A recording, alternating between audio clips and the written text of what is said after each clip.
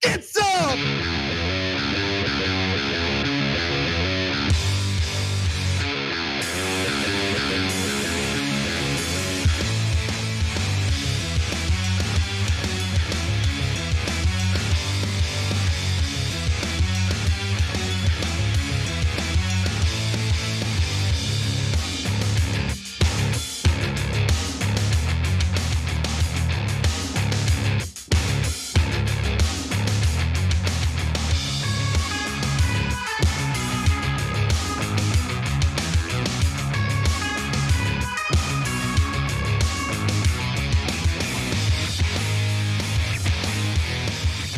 All right, welcome to Young Turks. Janky Ranick sparing with you guys.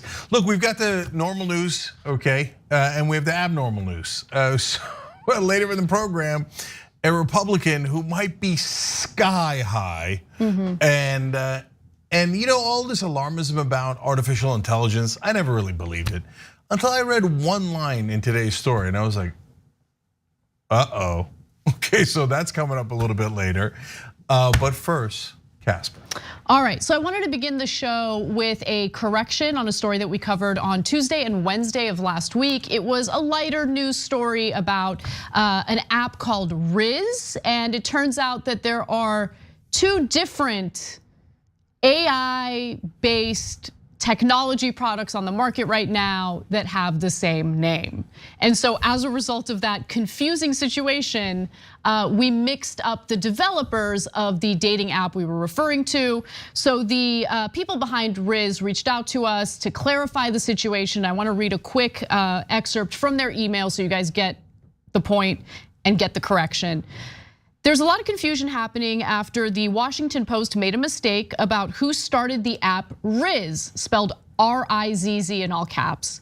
It wasn't started by 4 college students who created another app called Riz, and that's with a capital R, lowercase I-Z-Z with an exclamation mark, which is an AI keyboard extension.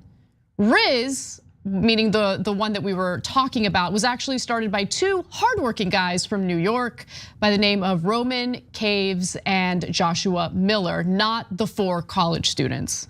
So, important correction, they don't want to get it twisted. They want to make sure people know who the actual creators of the dating app happen to be.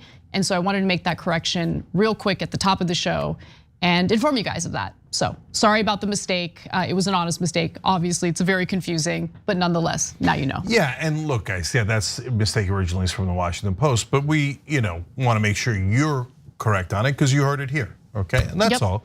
So now you know the right app makers. Okay, Casper. So now we move on to what you can expect in America, another shooting. Let's do it. We have 0 leads. This morning, the search for a man accused of killing 5 of his neighbors, including a 9-year-old child, is growing more urgent by the minute. Is there any danger to the community right now? There's always a danger when you've got a guy that's just shot 5 people in the head, execution style. 5 people were shot and killed by their neighbor in Cleveland, Texas, and the shooter, who used an AR-15 style rifle, is still out on the loose. Authorities are still looking for him. He is a Mexican national, which leads some to believe that he has fled the country, although there is no confirmation of that at this moment. Now, some more information about the massacre and the tragic events that took place. The shooting happened after the neighbors asked the suspect, a 38-year-old man by the name of Francisco Oropeza, to stop shooting his gun in the yard. Okay, so here are some more details about how it all started and what transpired afterwards. The shooting happened Friday night after the father and husband of 2 of the victims, Wilson Garcia, says that he, along with 2 other men, approached Francisco Oropeza and asked him to stop shooting his weapon so close to their property because their baby was sleeping. Garcia says they called 911 5 times to report Oropeza shooting his gun. The suspect then allegedly approached the house with his rifle about 10 to 20 minutes after the encounter. From there, the home turned into a scene of carnage that left 4 adults and Garcia's 9-year-old son, Daniel, all shot dead. So I want to name the victims here, the people who died as a result of this heinous shooting. Sonia Argentina Guzman, 25 years old. Diana Velasquez Alvarado, 21 years old. Julissa Molina Rivera, 31 years old. Jose Jonathan Cesares, 18 years old. And then of course the youngest victim, Daniel Enrique Lasso Guzman, 9 years old. Some outlets reported that the youngest victim was 8, but the father of the victim clarified that he actually turned 9 in January.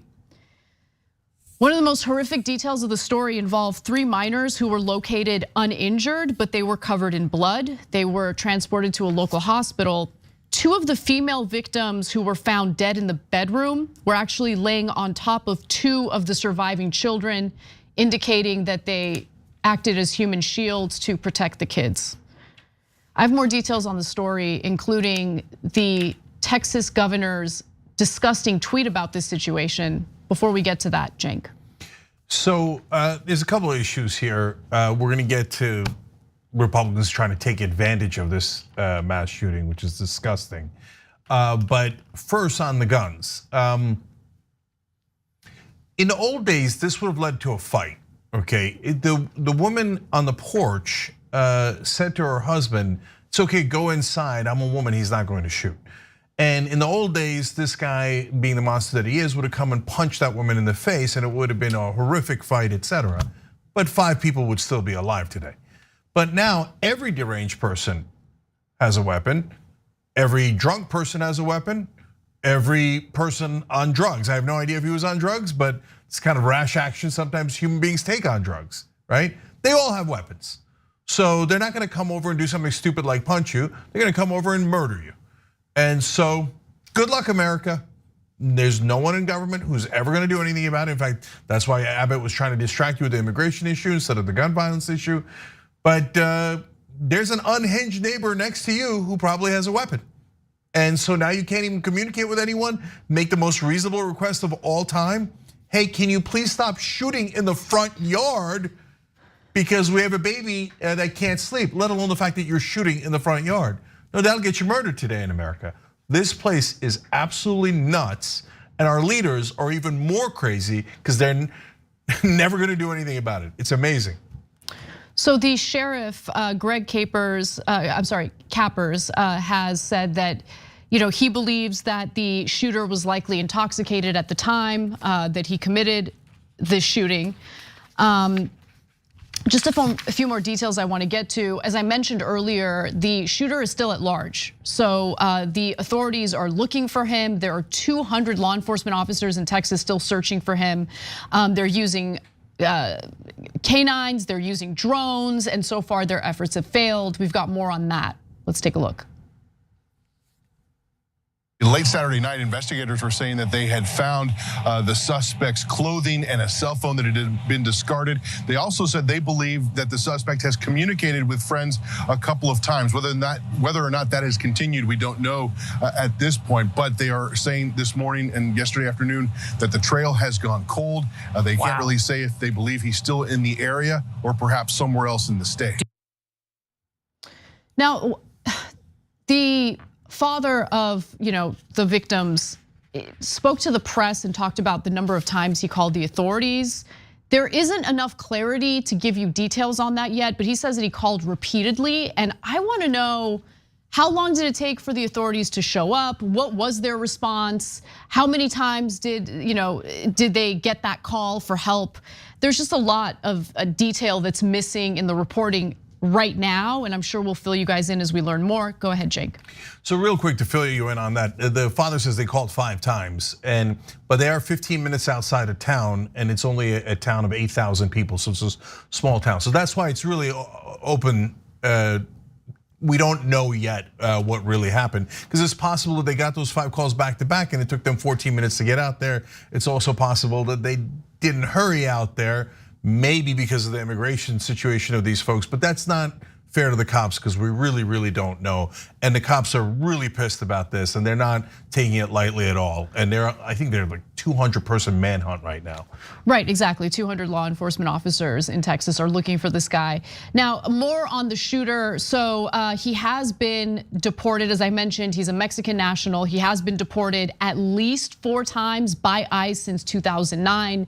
And I'm guessing that is the detail of the story that the right is kind of exploiting for their own political purposes. Before we get to that though, I do want to read Texas Governor Greg Abbott's statement about this on Twitter, where he wrote, "I've announced a $50,000 reward for information on the criminal who killed 5 illegal immigrants Friday.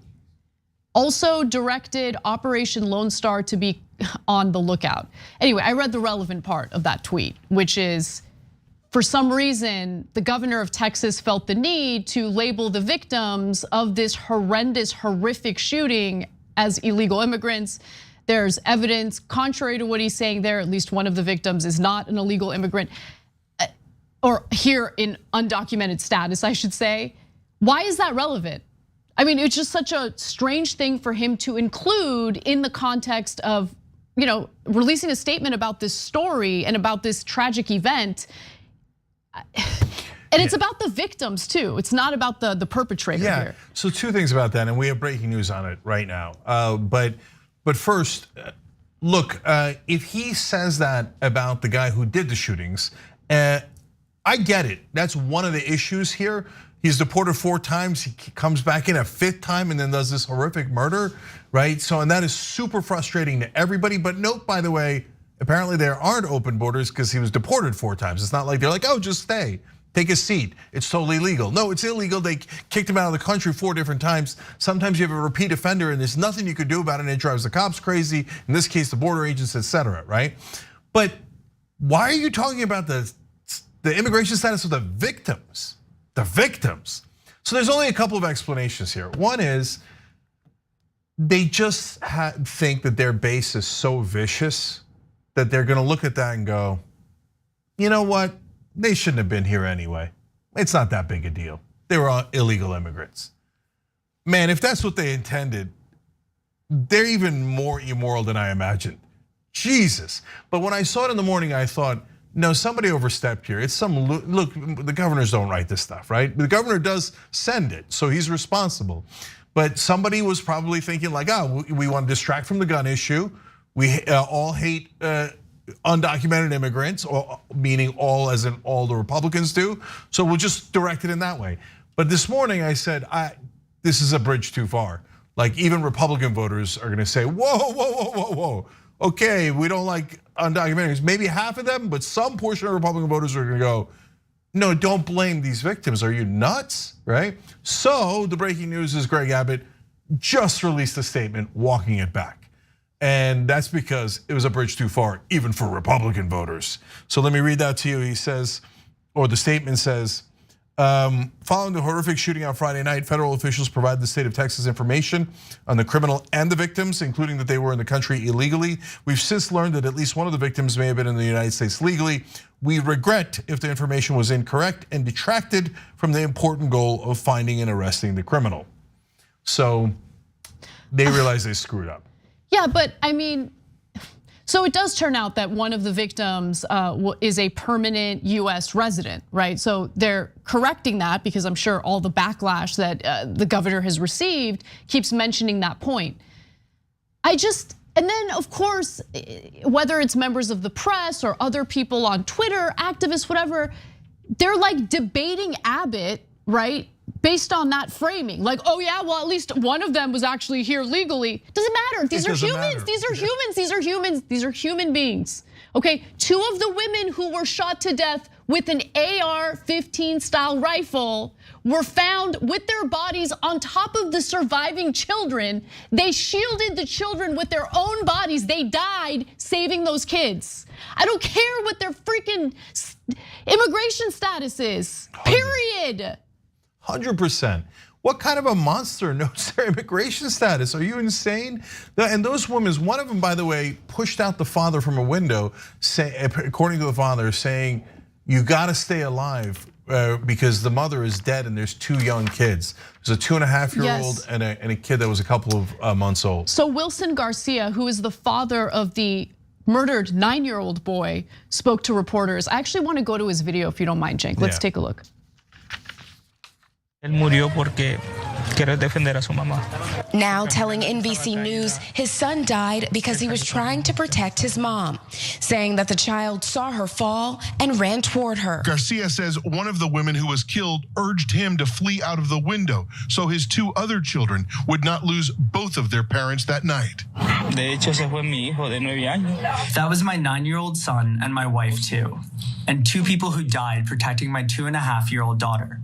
My 1.5-month-old son was protected with a lot of clothes so the killer wouldn't kill him too. Yeah, but what was their documented status? I mean, I can't imagine anyone's brain working that way, but those people exist, right? Whether it was Greg Abbott himself or someone in his staff who overstepped and put that tweet out, I can't believe that that was top of mind for them as they hear the details of this heinous crime, this horrible shooting. Yeah, and one more thing for me on this.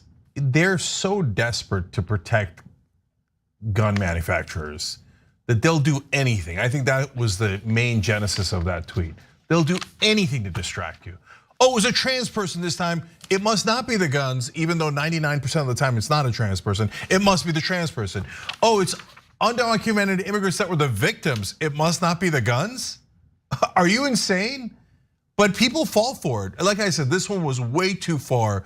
They must have gotten blowback, not from Democrats who they couldn't care less about, or independents, but from their own base for them to go, oh, okay, I guess you guys aren't as vicious as Republican leaders are, because Republican leaders would do anything to cover up their corruption and the bribery and the bribes that they get from the NRA and gun manufacturers. Guys, we have so many guns in this country. These mass shootings are never, ever going to stop unless we just vote out all the bums. And in this case, it's a rare case where it's just Republicans. Most of the time, Republicans and Democrats work together on corporate issues to screw us all. But on gun issues, and it used to be that way too, now it's only Republicans. And they say we care a lot more about the checks we cash from the NRA than we do about your kids. Don't care about them at all. You know how many mass shootings there have already been in 4 months this year? 184. I mean, you have Kristi Noem, Governor Kristi Noem, going to the annual NRA conference to brag about arming her 2-year-old granddaughter, I think, or was it daughter? Yeah, granddaughter, with 2 weapons, 2-year-old. I don't know. I think one of them was a shotgun. Yeah. Because look, the Republican leaders have become totally and utterly deranged. I mean, what kind of a literal psychotic person says, I gave my 2-year-old granddaughter a shotgun? Or whatever freaking gun that she was bragging about her 2-year-old having. No, literally, you should be locked up in a mental asylum, totally with one of those straitjackets. Instead, she's a governor of one of our states. Insane. You have other lunatics like Lauren Boebert posing with guns and their Christmas albums. There's tons of Republican congressmen doing that now. They think it's so cool. Look, these are the weapons used to murder your children. Let's take a Christmas picture. By the way, I'll give my kids, tiny little kids, the same assault weapons in the Christmas picture. No, if you believe that that is safe, you are psychotic. It is not a political debate. Go get mental health counseling. You desperately need it. All right, we got to take a break. When we come back, we've got lots of news related to the economy, another bank collapse, but JP Morgan Chase comes in to save the day, kind of. That story and more coming up, don't miss it.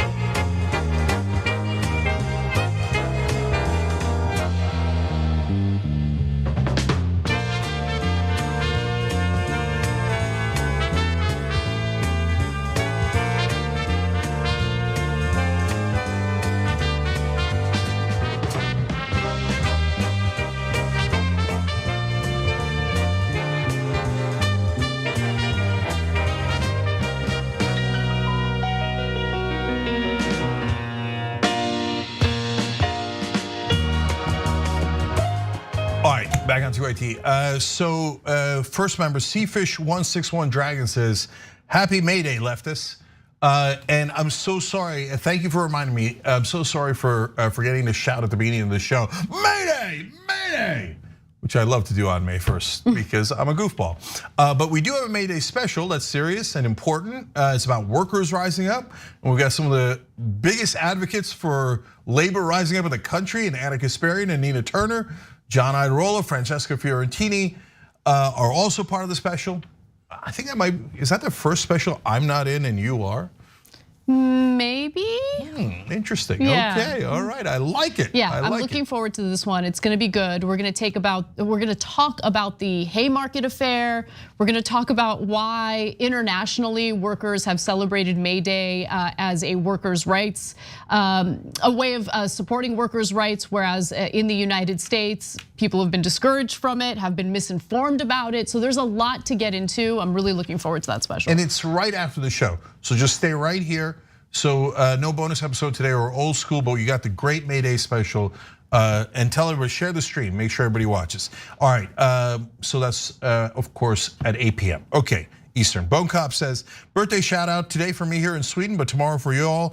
9-year member, never miss a show, love you all, keep fighting. Happy birthday, all the way, how sweet it is. Okay, these puns are never gonna end. I've got a lot in the joint story later. All right, Turkosaurus Rex says they really need to start showing the physical effects of gun violence on TV. Totally agree, 100% agree. Literally I was just in Washington over the weekend, talked to a staffer about that exact idea. I love the way you guys are thinking. Maybe if more people knew what it looks like when someone is shot in the head with an AR-15, there might be more outrage. Oh, who am I kidding? Nothing would change. No, I tell you, show the ugly pictures. Because that's the same mistake we made in the Iraq War, never showed the dead bodies, and people didn't understand the true cost of war. Jenks Left Tricep of Fury says Abbott is trying to out-discuss DeSantis. Yeah, that they're in a war of who could be more disgusting to the very, very core of their base. Good luck to them on that. Jessica says, I keep trying to understand the end game. What will the powerful people do when us regular people are all dead from COVID, mass shooting, starvation, freezing to death when we can't afford rent, dying when we can't get abortions, etc.? Who will cook their food, clean their mansions, fly their planes, deliver their Amazon packages? First of all, the robots they're trying to create. Well, that's an answer, and we're gonna get to that in a minute. But secondly, no, they're just trying to squeeze the life out of you. Not because they're mean or evil, it's because they just want to maximize profits. And if some of you die along the way, they don't care at all. If your lives are miserable, they don't care one bit. That's not how the machine works. So no, they're not trying to kill you all. It's just that you're collateral damage. And I don't know which one is more disgusting, but that's why you should stick around for the May Day special. We'll be back.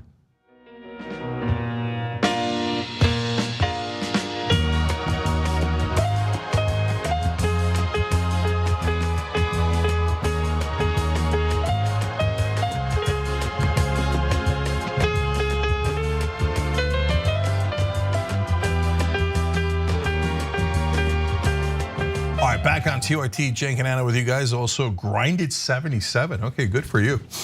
They just became a member. You can do likewise by hitting the join button below the video on YouTube. We appreciate it. And tyt.com/join to become a member on our website, which makes all difference in the world. Thank you to the members. Casper. Well, we've got some big news regarding yet another bank failing. So let's talk about it. I think the upside all goes to JP Morgan. That's fascinating, Bramo. Well, that's fascinating. Especially because in the stories it actually said they shared the upside as well as the downside. So it's confusing that basically JP Morgan ends up with the entirety of the upside at a time where the FDIC wants to mitigate socializing the losses and privatizing the gains. You heard that right. JP Morgan Chase, which has agreed to purchase First Republic Bank, will get all of the upside of purchasing the bank while we get to share the losses So we'll get to the details on how that works in just a moment. But before we do, some context about First Republic Bank and how it was flailing. So it will go down in history as the second largest US bank to collapse after Washington Mutual back in 2008. That was during the economic collapse of 2008. Now, 84 First Republic Bank branches in 8 states reopened this morning as JP Morgan Chase branches. The Federal Deposit Insurance Corporation, or the FDIC, seized control of the troubled First Republic Bank and sold it to Chase. So what exactly happened? What transpired here? So their assets were apparently battered due to the rise in interest rates, similar to what we saw with Silicon Valley Bank. They struggled to stay alive after the 2 other lenders collapsed last month. So remember, there was like some concern that the Silicon Valley Bank collapsing would lead to like a snowball effect and more of these regional banks would collapse. And so the FDIC estimated that its insurance fund would have to pay out about $13 billion to cover First Republic's losses. JP Morgan also said that the FDIC would provide it with $50 billion in financing. So First Republic failed despite having received some money recently, a $30 billion lifeline from 11 of the country's largest banks in March. JP Morgan said the $30 billion would be repaid after the deal.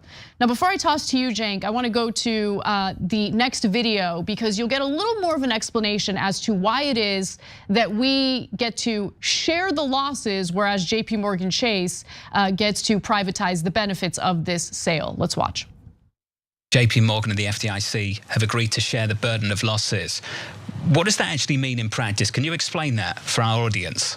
Sure. So as JPM now has the assets and deposits, they will work through those, and particularly loans. As they collect those loans, there'll be a loss share agreement for any losses that come out, and then that will be shared with the FDIC. It's very similar to what we had in 2008, 9, and 10. Typically, the assets back then were much worse.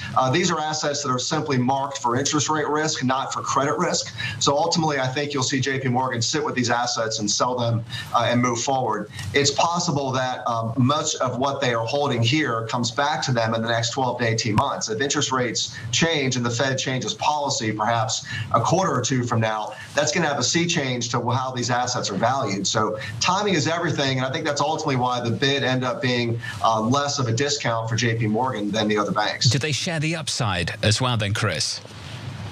They capture most of the upside. So I think the upside all goes to JP Morgan.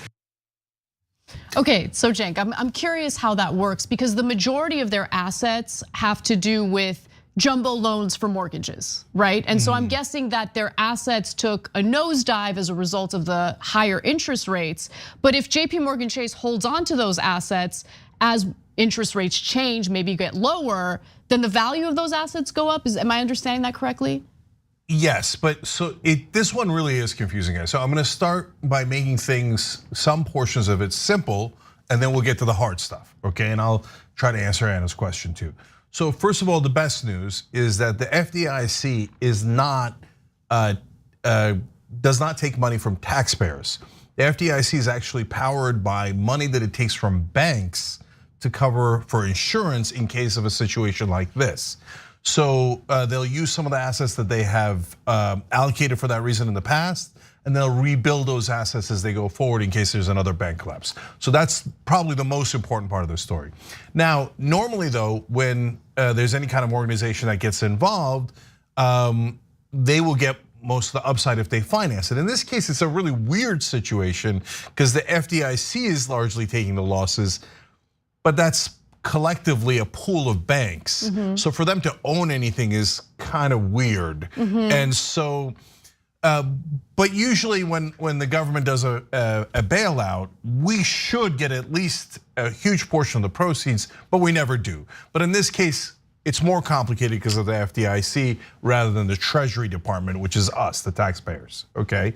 So when you get into the details of how does, like for example, they say, FDIC has already paid out $13 billion. And JP Morgan Chase is gonna pay out 10.6, but that is not at all clear. And to be honest with you guys, I'm not clear why they're paying out anything, because they could just take the deposits of First Republic and move them to JP Morgan, then they don't have to pay them out. Right. Right, so, but in this case, for whatever reason, maybe because First Republic was taken over already and there was already a panic, they've already paid out the 13 billion, so it's already gone. But again, it's from the FDIC, okay?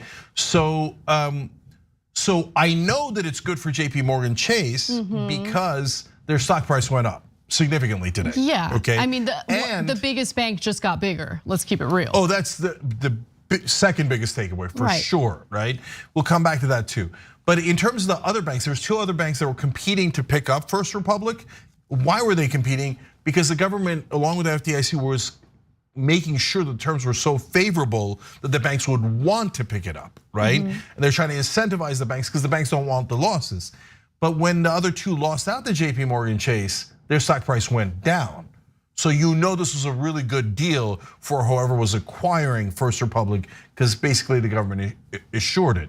Now, in terms of why they got into trouble in the first place, First Republic, so there's a couple of factors. One is those mortgages that Anna's talking about. If you have a fixed mortgage and it's at 2% and now the interest rate's 7%, the bank has to honor the 2% for 30 years or whatever, right? Meanwhile, their cost of money is 7%. So that's a giant problem for the banks. There's a second problem with interest rates when the banks, like especially Silicon Valley Bank, took the money and in order to have cash, bought treasuries. They bought the treasuries at a low interest rate. When they needed to sell it, it was at a high interest rate, and that caused massive losses for them. So those two things combining is what caused the problem for the banks in the first place.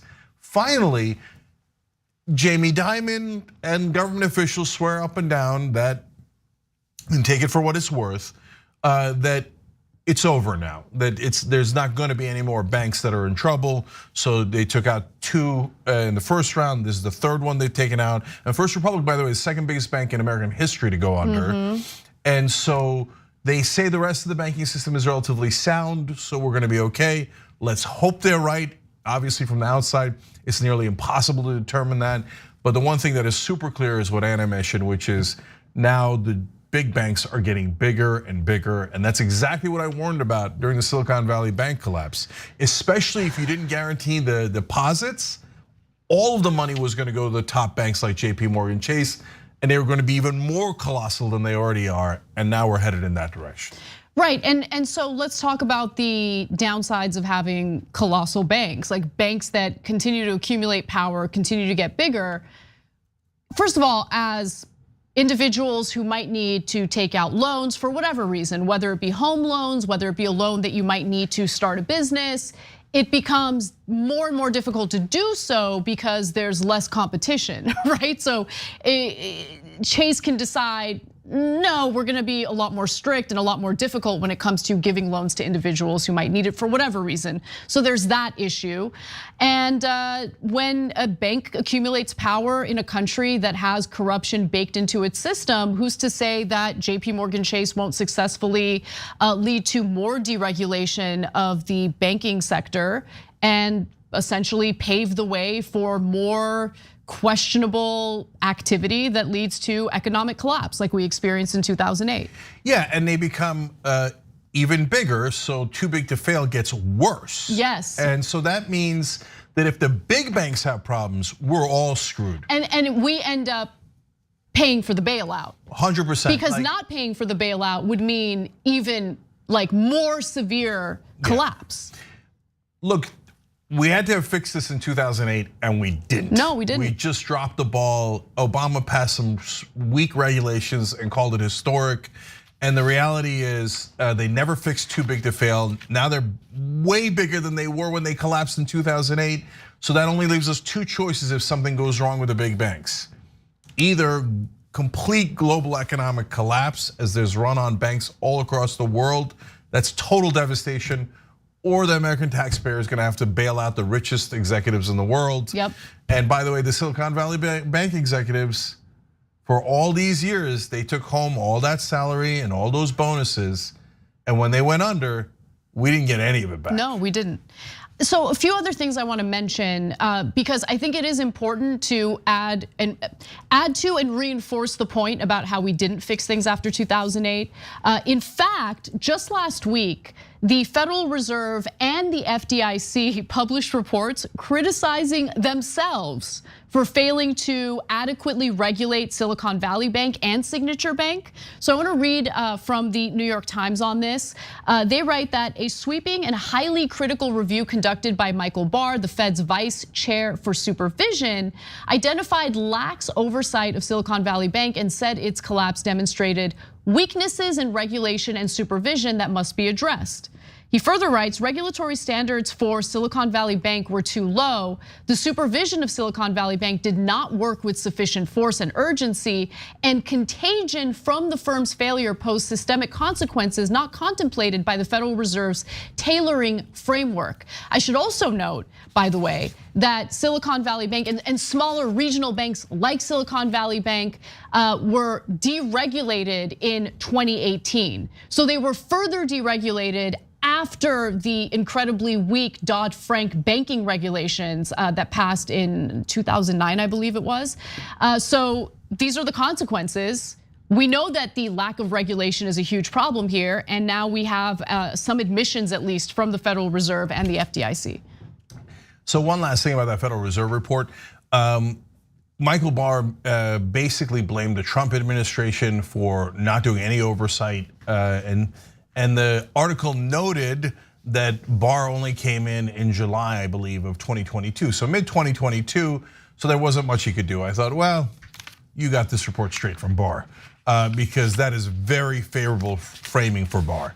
The reality is, if you were here in July of 22, you had a lot of time to regulate him, and you didn't, okay? So it's not like the Democrats aren't also culpable. It's not like Barr isn't culpable, et cetera. But he's not wrong about the fact that Trump deregulated and basically said, oh, these are great rich people. They'll regulate themselves. It'll be fine. But guys, it's also, and it wasn't, it's also really important to remember, like just simply saying Trump deregulated, I think omits really important details. This was a bipartisan effort in Congress. You had Democrats voting for the deregulation as well. The bill makes its way to Trump's desk and Trump signs the deregulation into law. That's how it worked. So did Trump want the deregulation? Absolutely. But let's not also forget that there's a huge problem with corporatist Democrats in Congress who love the deregulation and who love to hand out cookies to members of the financial sector. And now when the Federal Reserve suggested a little bit tighter regulation just because, hey, we don't want nonstop collapses, just the bare minimum, Republicans in the Senate are outraged, and they do not want more regulation of these out of control banks. What a shocker. Wow. I mean, guys, if you don't know that the Republicans in mass and a huge portion of the Democrats completely work for their donors, including the giant banks, you must be a journalist in Washington, because everyone else in the country knows. Now, finally, something that I'm gonna dig into for tomorrow's show, but here's a little sneak peek, if you will. Unusual Whales, one of my favorite Twitter accounts, tweeted this in regard to this banking story. Breaking news, another congressman literally traded banking stock again.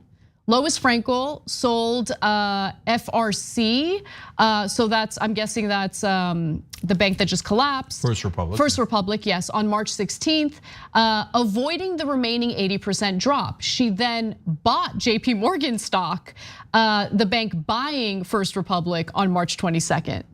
Wow, wow, so convenient.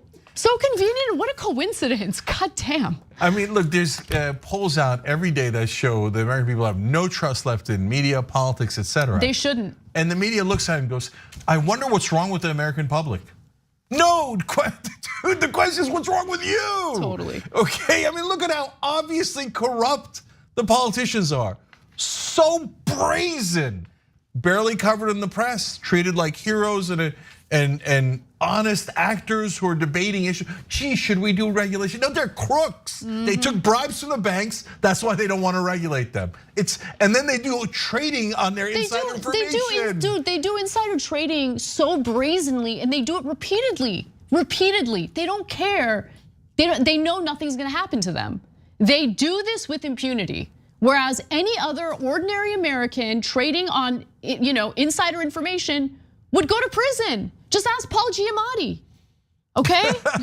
It's a reference to billions. Anyway, all right, we got to take a break. When we come back, we're going to talk about how AI is going to destroy your life.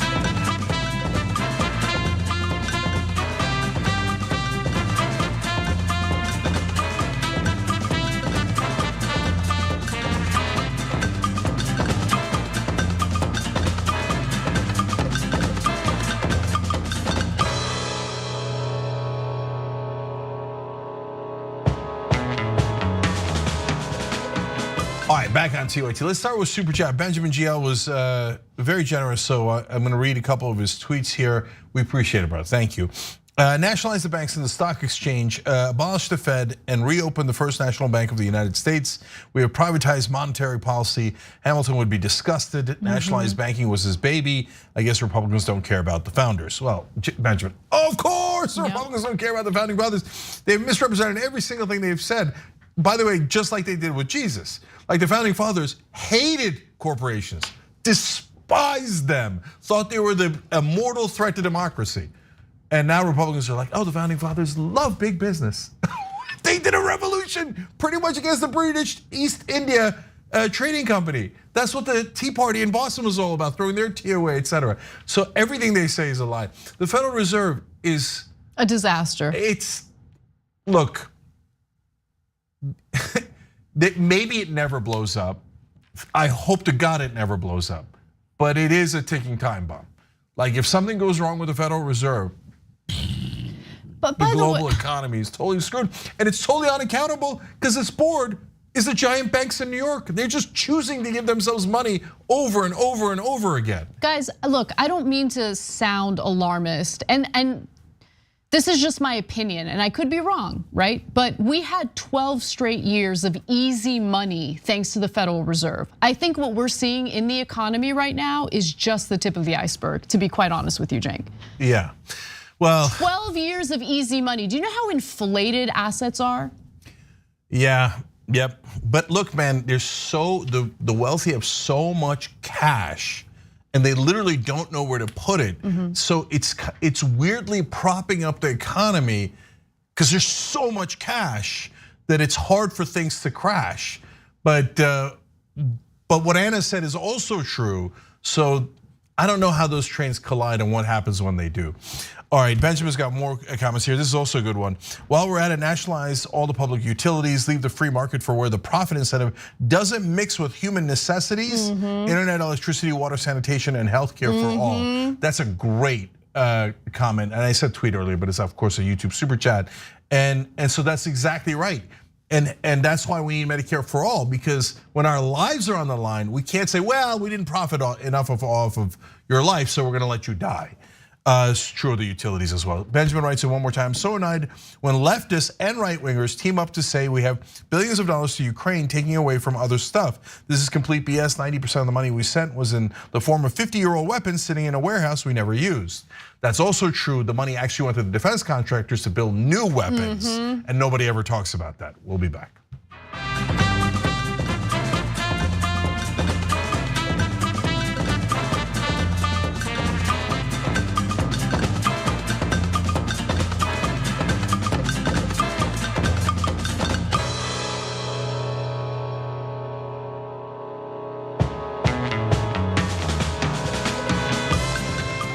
TYT, Cenk and Anna with you guys. Also Tracy Lynn, she just became a member and an American hero. You can do likewise by hitting the join button below the video on YouTube. All right, Casper. All right, well, hold on for this story because it's not good. A new economic report by the World Economic Forum, I know, but just keep listening, finds that as many as 14 million jobs will be lost to AI technology over the next 5 years. Now, how did they conduct this study? Well, what they did is they spoke to 800 companies. They surveyed these companies to see what they plan on doing with the ongoing development of AI technology. How will it impact their workplaces? Employers expect to create 69 million new jobs by 2027, but eliminate 83 million positions. That will result in a net loss of 14 million jobs, equivalent to 2% of current employment. So who would be impacted the most by this? According to CNN's reporting, there could be 26 million fewer record-keeping and administrative jobs by 2027. And that was cited specifically by the World Economic Forum in their study on this. Data entry clerks and executive secretaries are expected to see the steepest losses. However, the development of AI could lead to increases in jobs in certain sectors of the economy. For instance, employment of data analysts and scientists, machine learning specialists, and cybersecurity experts is forecast to grow by 30% on average by 2027. Now, before we get to more details on this, I just want to warn you all that this is a survey, right? So the World Economic Forum study on this is based on a survey of employers at 800 companies. And really, the employers here are predicting what they are likely to do in the coming years. Those predictions could be off. So that's something to keep in mind. And in terms of AI technology progressing, it's actually progressed slower than expected. So they could be wrong in their projections to some extent, but honestly, in my opinion, not by much. So look, there's a couple of different issues here. One is AI going to kill us all, and some of the founders of AI saying, maybe. Hold on for that. Okay, so we're gonna come to that in a second. But in terms of the jobs, it's crystal clear, in my opinion. So I get it, there'll be more jobs created, there always is. We lost all the jobs in the horse and buggy industry, we gained a lot more jobs in the car industry. So sometimes when there's a transition, it's super painful, but you get to a better place, right? In this case though, tons and tons of jobs are going to be eliminated, and it is super obvious. So first of all, data entry, gone. Okay, totally gone. Eventually there'll be none of that. And by the way, there should be none of that. I remember doing data entry when I was a young intern at a company. I was like, really? I remember thinking all the way back then, that was a long time ago, like, we have human beings doing this? This is like the most rote work ever. Really? I found it exhilarating. Like, oh my God, I hated it. Anyway, translators gone. So look, in person you're gonna need some translators, but the machine's gonna do it a lot better eventually, because they're gonna learn even the cadence, they're gonna learn the different lingos that people use that aren't even official. That kind of learning is super easy for a computer. So there'll be millions and millions of jobs absolutely eliminated, and that's before we get to the truck drivers and all the other jobs and the factory workers. Honestly, I'm shocked most of the factory work hasn't already been eliminated, because most of that is just rote repetition that a computer can do if you've got, I don't even know that you need sophisticated AI for that one, but obviously you do need some of it. And now we have plenty of it, which gets us to some of the danger. Right, exactly. So the danger is how this will devastate people across the globe economically, and how we do not, at least in the context of the United States, we don't have a governing body that is competent enough to regulate anything having to do with technology, much less AI technology. Like, you see some of these either House or Senate hearings where you have these relics like sitting there asking questions that make it very clear that they do not understand simple functions of the internet. You get what I'm saying? Yeah, 100%. So that's my top concern, that there's really no representation for ordinary American workers when it comes to our government. And so there's that. If we had a situation in which workplaces were run democratically, then workers would have a say over how automation and how this technology gets implemented. But of course, in America, workers have no say. So we're in for a lot of pain. There's no question about it. And guys, there's one thing that's really important that people don't mention enough. They say, well, yeah, but the jobs will be replaced with other jobs. But wait, those are two different sets of jobs. One is a blue collar job. The other is a very high end tech job. So like the guys who are writing the code, yes, there'll be more of them, but that requires a very significant education, as opposed to the guy who was working at the factory, right? Or as a data entry clerk, right. etc. It requires an education that would mean that the individual getting the education would have to take out massive loans, a lot of debt. So there's that too. There's one, that's true. Second of all, it's not the same people. Like Democrats make this mistake all the time. All the time. They make it sound like, oh, we're gonna take you out of the steel factory in Allegheny, Pennsylvania. And teach you how to code. And teach you how to code. Are you serious? No, that's gotta come much earlier. That's very unlikely to be the same people. So don't give people false promises, right? Because people get super mad about that, rightfully so. And guys, the other thing that's gonna happen is America's at a huge disadvantage there. Why? Because we're running out of high tech, people with that kind of expertise here. That's why Silicon Valley is filled with, I'm gonna be honest here, filled with Asians, South Asians, East Asians, etc. Meanwhile, I know for a fact that countries like India, let alone so many others, are producing tons and millions of coders because they're hungry. They get the education. It's a relatively easier way to step up to a much higher salary, and we're soft. So they're gonna start picking us apart. And we got to get a better education system here. But Anna's right, may need to go into that. Then you become an indentured servant to corporations the rest of your life. But look, aside from that, right? Aside from the maybe growing number of jobs related to AI technology, it's still not enough jobs to replace the jobs that will be lost as a result of AI being used in a more widespread fashion in our economy. So we're just in a lot of trouble. Anyway, but it's not just me who's saying that. It's not just Cenk who's saying that. The granddaddy of AI has come out to criticize what's happening here. I call him granddaddy, I think that's cooler, but he's also referred to as the godfather of AI. He's Dr. Jeffrey Hinton, and he said he quit his job at Google, where he has worked for more than a decade, so he can freely speak out about the risks of AI. A part of him, he said, now regrets his life's work. He says, quote, I console myself with the normal excuse.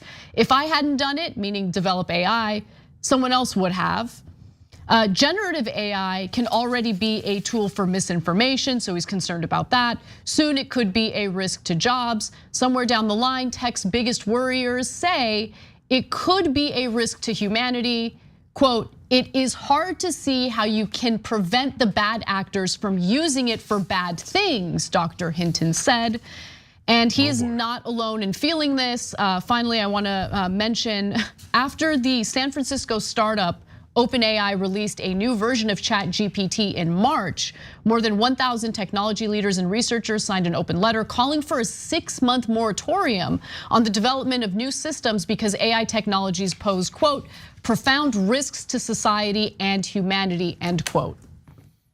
That sounds really scary, okay? So I'm gonna tell you the one part that I think actually is very scary and the others that I find to be more normal. But first, on grandpapa of AI, let's call him. The granddaddy. Yeah, so look, he's a terrific guy. He used to be in America, worked at Carnegie Mellon, went to Toronto because he didn't want to work with the Pentagon. He didn't want to create AI soldiers that could, AI robots that would be used as like robot soldiers, and killing machines, literal killing machines. So, and here he's saying, look, I thought it was going to take a lot longer for artificial intelligence to catch up to the human brain. I was wrong, and now I'm really worried. The third thing he's worrying about is he's saying, before I thought Google, where he worked, was doing a really good job of safeguarding this technology, but now that Microsoft is using AI in its search engine, Bing, Google is now worried that they're gonna fall behind on their core business. So they're like, forget it, we're going AI. And so now that the barn door is open, he's worried about everything flying out of there and that there's less controls. So what are we supposed to actually worry about? As we talked about with the jobs, that's definitely that we're gonna lose millions of jobs. We'll see how the world adjusts, America adjusts, etc. But is that gonna kill us all? No, okay? Then they're worried, hey, they're gonna be smarter than humans. Well, in terms of computing, I've always thought that was the most obvious thing in the world. I don't know why anybody's surprised by it. I remember when they used to have humans playing chess against the computer, and they're like, oh, the computer will never win. I was like, it's just a standard number of permutations. Of course, the computer can do that more efficiently. Eventually, the computer will win super easily, right? And of course that happened. Guys, you shouldn't be surprised by that. Their computing power is going to be way more than our brains, right? That's not even close. So then the question is, yeah, but what are we worried about? And so I want to read you that quote. So this is the paragraph that concerned me. New York Times explains, down the road, he's worried that future versions of the technology pose a threat to humanity because they often learn unexpected behavior from the vast amounts of data that they analyze.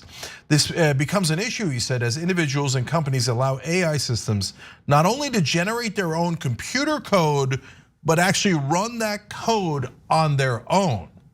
No, that sounds like a really good idea. I'm looking forward to that.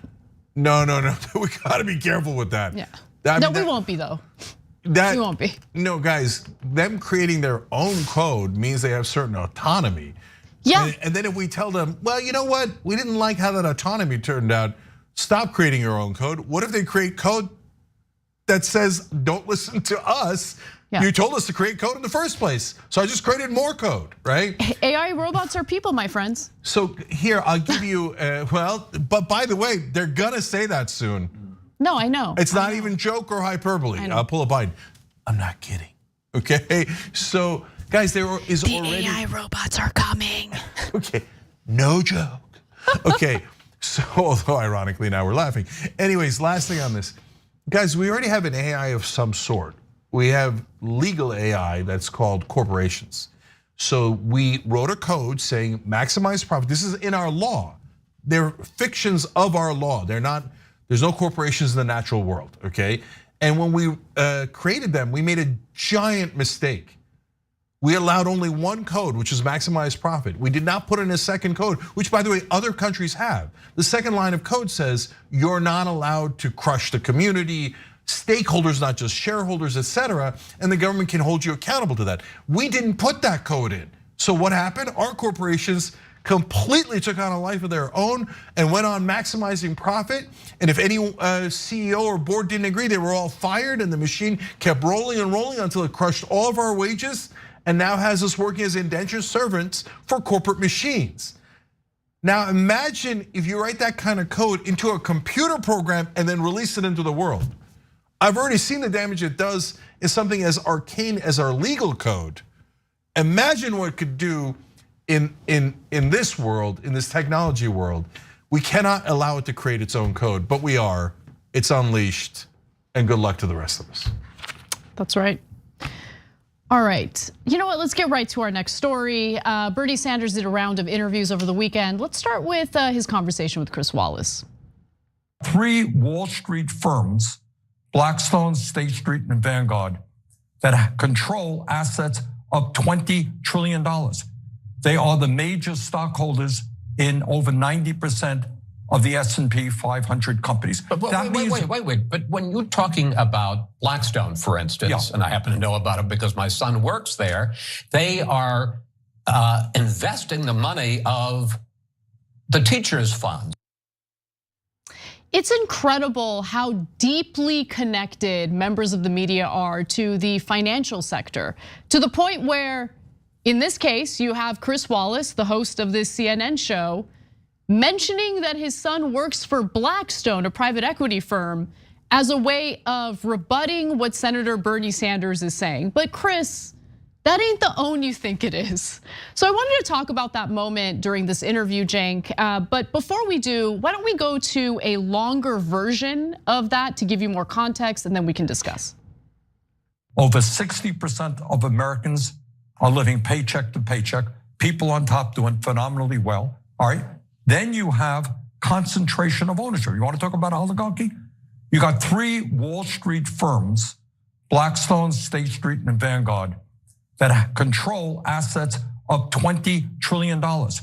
They are the major stockholders in over 90% of the S&P 500 companies. But wait. But when you're talking about Blackstone, for instance, and I happen to know about it because my son works there, they are investing the money of the teachers' funds, or public employees' funds. Those are real people who basically are getting their pensions. But when I'm talking from about, the you process. asked me about oligarchy, I'm talking about power. If you have 3 Wall Street firms that combined are major stockholders at over 90% of the major corporations in America, determine who's on the board of directors, I think that that is real power. I just love that moment because Chris Wallace's, again, rebuttal to what Senator Sanders was saying there, Cenk, was, no, but my son works at Blackstone. And don't they manage the retirements of teachers or something? Don't you like teachers? Yeah. So isn't all that wealth accumulation a good thing? Okay, I actually have an answer for how Bernie could have done even better in that reply, because what Chris Wallace said there really pissed me off on 2 fronts, which I'll explain in a second. But first I want to give credit to the people who had been warning us about this oligarchy the whole time. Let's watch. I just can't believe that my face is on TV. Oligarchy, am I left or right? M-O-G-O-P. Oligarchy, do I have faith in truth? Does truth have faith in me? James O'Keefe is suing Twitter for defamation. Project taken down because they confronted a Facebook executive. Take a video like that down, that would be due to doxing concern. I can show you a video of CNN doing the exact same thing. Twitter made factual statements about our client that are false. Oligarchy, Twitter, CNN, Zuck is working with Dorsey. Oligarchy. I can't believe we let it run that long. Okay. So now, kidding aside about James O'Keefe and his goofball song. Look, guys, I know it's funny. So he says, look, my son works there. By definition, it must be good people. No, it's, first of all, we don't care about your son. No, we don't. And that doesn't prove anything at all, 0. We don't even know your son. He might be a terrific person. He might be a real prick. We don't know, right? So I can't, he thinks, well, I got you, didn't I? No, you didn't. Okay, so number 2, look, it isn't about any one individual that works at those companies. And by the way, have some people worked at Blackstone and other places and then turn into good guys and become progressives later? Yeah.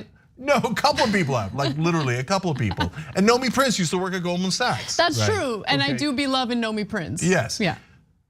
But that also doesn't mean anything. The question is, are they using their accumulated wealth and power to rig the rules of the system? And that is indisputable, they definitely are. They're saying, hey, for example, capital gains, we want to have it at 20%. For private equities, super important that they have this carried interest loophole where they claim that their salaries should be taxed at the same rate as the investments, which is 20%. That's outrageous. It's a total crime. Yeah. It's a long explanation of why that's a crime, but that is not at all investment money. It's an outrageous robbery of the American people. But on the other hand, Chris Wallace's son works there. Well, I didn't know your argument was that powerful, okay? But Bernie didn't push back on that stuff because he talks about the income inequality all the time and does a brilliant job with it. But I want him to connect it to how we got there. And we got there through the bribery of these politicians, through bankers like Chris Wallace's son, who by the way has a very high position. So he's probably in the decision making of sending those lobbyists to bribe the politicians to rig the rules on their behalf. And I haven't even gotten to the teachers' pensions yet. They call him a decider, and he makes a lot of big ones and he makes a lot of little ones, just like George W. Bush did back in the day. But no, look, to me, what really stood out was how much media, like the news industry, journalism has devolved over the last several decades. Because even back when I was going to journalism school, that kind of conflict of interest, right, is not something to brag about, right? Like a journalist is not supposed to be like, well, I have these close ties to Blackstone, so I happen to know that private equity is fantastic. No, like a journalist would be ashamed of that back in the day, right? More importantly, someone wouldn't be hired for the kind of position Chris Wallace has, or wouldn't allow Chris Wallace to report on any story where that conflict of interest plays a role. But in this case, because of how much journalism has devolved, he's like bragging about it. Yeah, and by the way, Chris Wallace is among the better journalists in America. I mean, so like it's a super low bar that he's clearing, and he's not clearing it. So, okay, now to the teacher's pensions. He makes it sound like, and this is exactly the problem with the conflict of interest that Anna's talking about. He's like, they're taking care of our teachers. Don't you want that, Bernie? No, they went to get those pensions because they're a piggy bank. They're trillions of dollars in money. And by the way, oftentimes those teachers' pensions, etc., way overpay those private equity guys. In fees and things like that. That's right, and David Strode has written about this as usual brilliantly on The Lever. So many other great progressive journalists have written about this, but it's a stone cold fact. And if you watched The Big Short or you read The Big Short, and that was about the 2008 collapse, you know that those bankers look at those pensions as the juiciest thing that they can go get their hands on, because they're gonna get those fees, etc. They're gonna collect tons of profits, and if things go under, they're gonna go, not my problem, man. And so, because there isn't as many sophisticated people on the other end of that transaction, it's usually government officials, and a lot of times it's government officials that they gave campaign contributions to. So there's no other party to protect you there in a lot of those circumstances. So that rapacious system that they set up in place that's gonna blow up on those pensions later, often does as it did in 2008, Chris Wallace painted as, we're taking care of the teachers. And yet this monster Bernie Sanders is still complaining about our beloved private equity rulers. No, they are actual oligarchs. And yes, they have just as much influence as they do in Russia. That was a point that they debated. Because in our system, those oligarchs can just legally bribe the politicians. They just go, here's $10 million in campaign contributions. Now do exactly as I tell you. That's not at all different than the Russian system. When we come back from the break, we'll talk about another interview that Senator Sanders did over the weekend, this time to provide a full-throated endorsement of Biden and his re-election bid. That and more coming right up.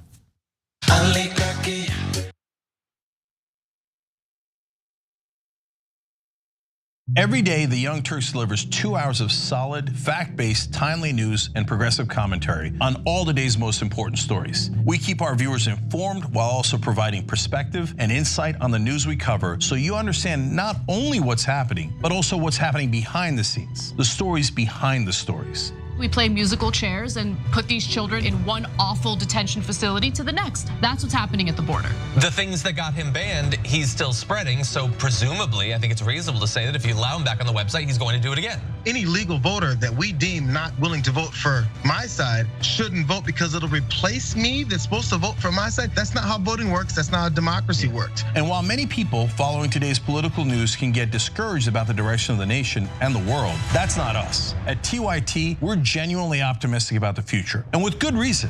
Today, wide majorities of Americans agree with our progressive stances on issues ranging from healthcare and education to climate, immigration, and wages. The rising generation of young people are also overwhelmingly progressive in their political beliefs and policy objectives, and they're increasingly flexing their muscle as voters and activists to demand change from our elected officials. The traditional mainstream media is mostly AWOL. They, along with the government and many other cherished institutions, have been captured by corporate interests. Audiences sense that they're not getting the whole story or even the truth from once trusted outlets, whether broadcasting cable TV news networks or national newspapers and magazines. The antidote is the Young Turks. Unlike mainstream corporate outlets, we're not beholden to corporate advertisers, to defense contractors, to Wall Street, or to Big Pharma, and we don't carry water for the Republican or Democratic parties. So watch us Monday to Friday at 6 p.m. Eastern, 3 p.m. Pacific, and join the thousands of progressives around the globe who tune in every day for TYT's unmatched, award-winning content and see what it's like to experience a news organization that only answers to you.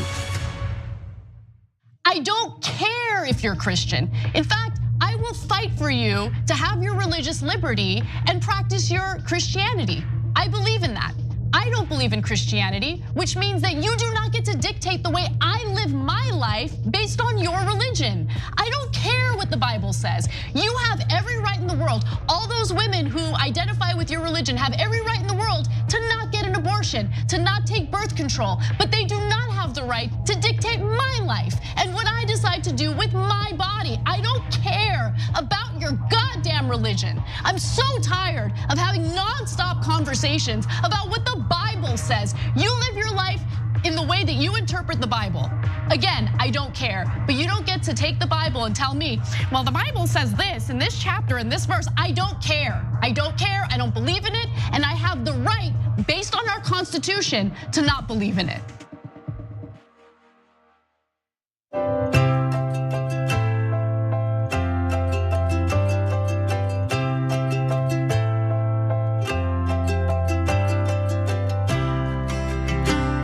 How would I look walking a dog on the White House lawn? Would that be?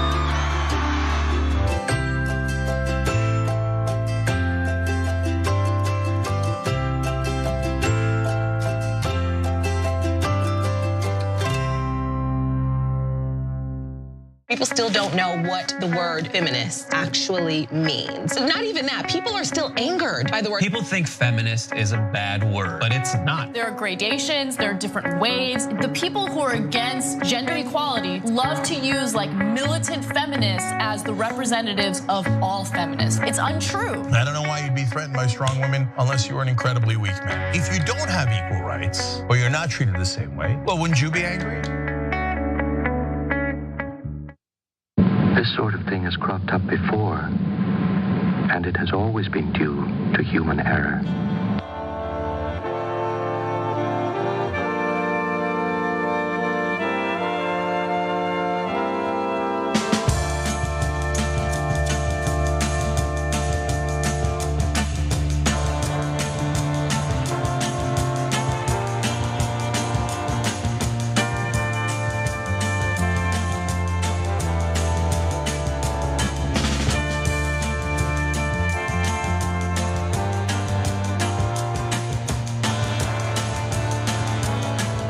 Back on TYT, Cenk, Anna, and Heather Maxwell with you guys. Heather just joined by hitting the join button below the video on YouTube. We appreciate it.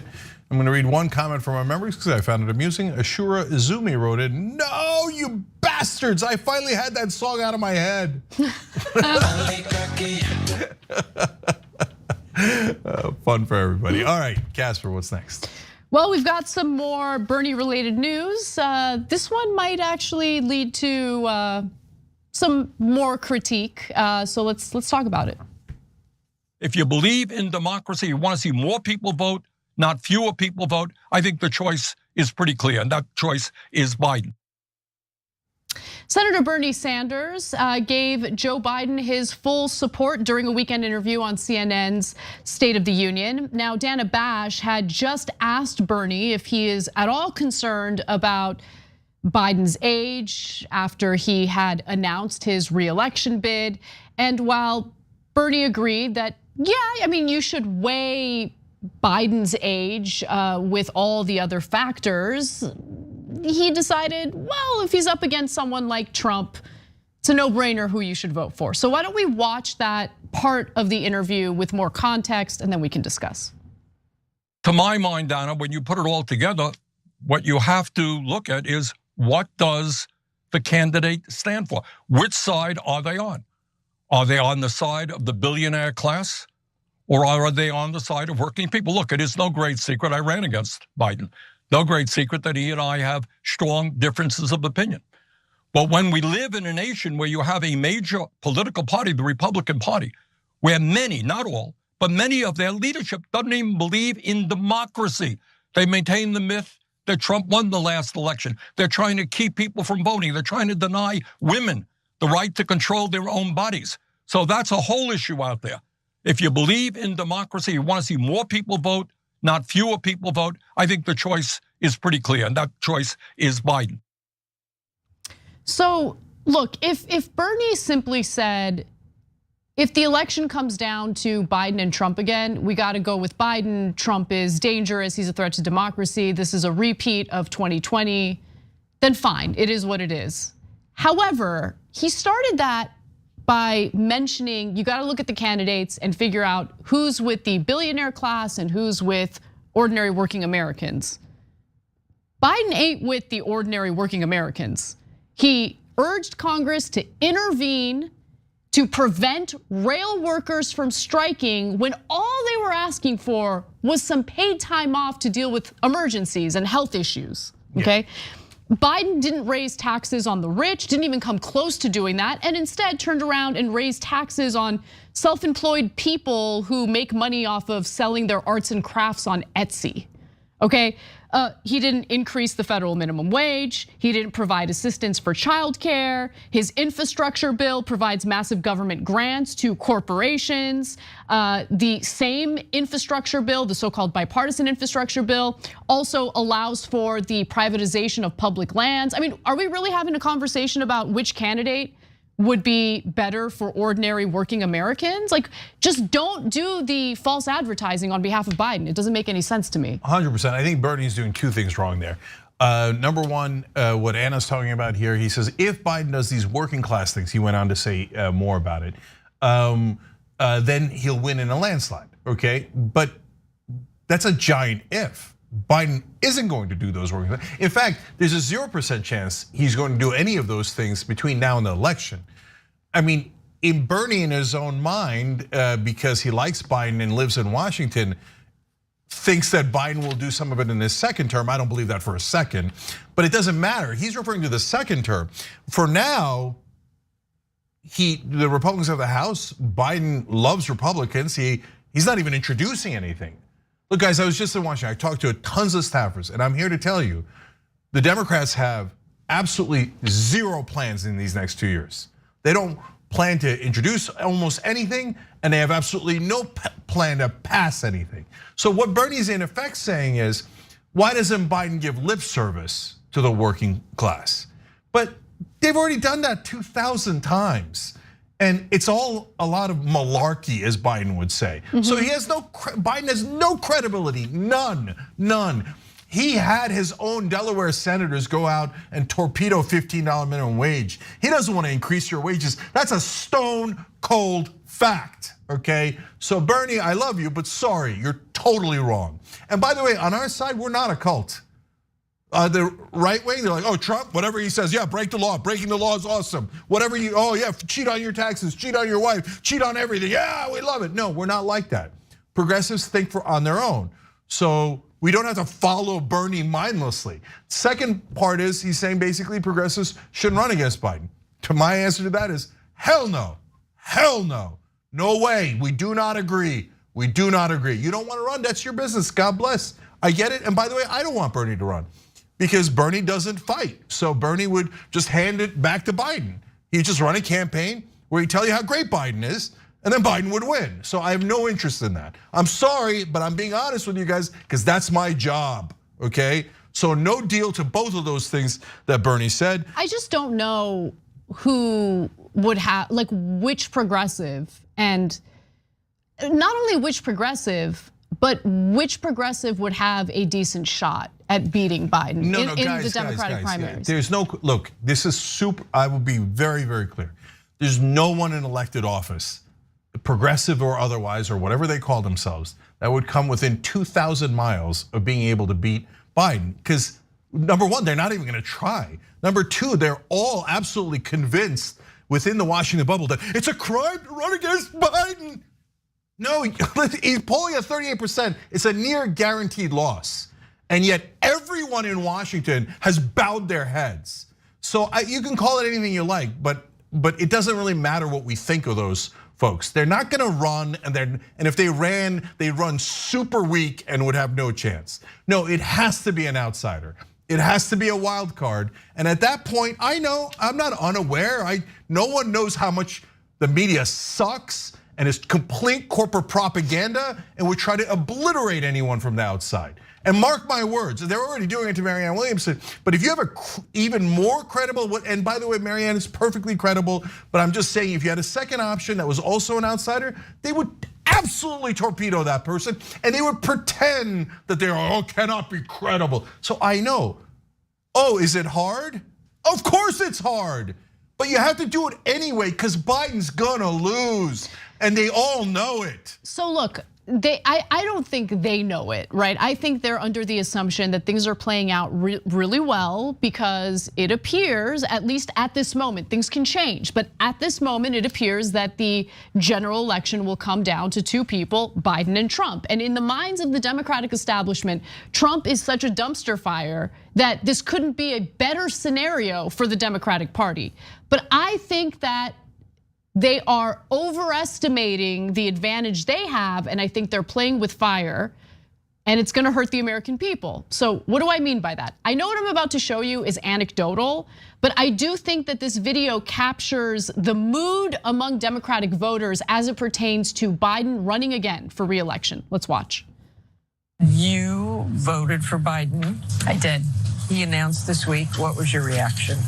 Regret, disappointment, frustration. While it's very early in the race, that disappointment and frustration was expressed again and again by young voters we talked to. I think I would go for Biden, but obviously I would prefer a fresher candidate. He announced this week. Were you excited by that? Not particularly. I'm more interested in a progressive candidate. Despite having voted for Biden last time, 21-year-old Elena Symes couldn't point me to anything that would make her want to vote for him again, except... What do you like about Joe Biden?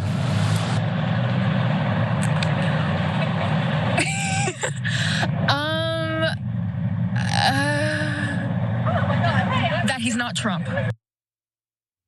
So look, that's what Biden ran on in 2020. Vote for me because I'm not Trump. Trump's scary, me not scary, vote for me. And so think about how Trump's lack of leadership, whatever you want to call it, Trump's dysfunction was fresh on the minds of Americans all across the country. I don't know if that's going to be the case in 2024. No, it won't be. It won't be at all. Guys, incumbents play defense generally. And so before, when they were running, Trump was the incumbent and he had tons and tons of baggage, and that baggage was really recent, so fresh in people's minds, including disastrous handling of COVID, right? So he had to play tons of defense, and he barely lost by 43,000 votes in the 3 swing states. Now Biden has to play defense. The old rule was if an incumbent's under 50%, they're almost certainly gonna lose. Biden is under 40%. So when I say they all know it in DC that he's gonna lose, I wanna be clear because Anna's right. This is what I mean. Number one, they think if it's not Trump, even the most like brainwashed Democratic establishment figures in DC know that Biden's gonna lose if it's not Trump. Even they know it, okay? Number two, they think, well, even if he does lose, better that he loses than a progressive wins. I'm not joking at all. No, I totally believe it. Yeah, if you said to them a progressive or a Republican, their actions indicate it. They're like, your progressive better not run, even though we know Biden would definitely lose to anyone who isn't Trump. Now, on the Trump issue, that's where they're totally deranged and Anna's totally right.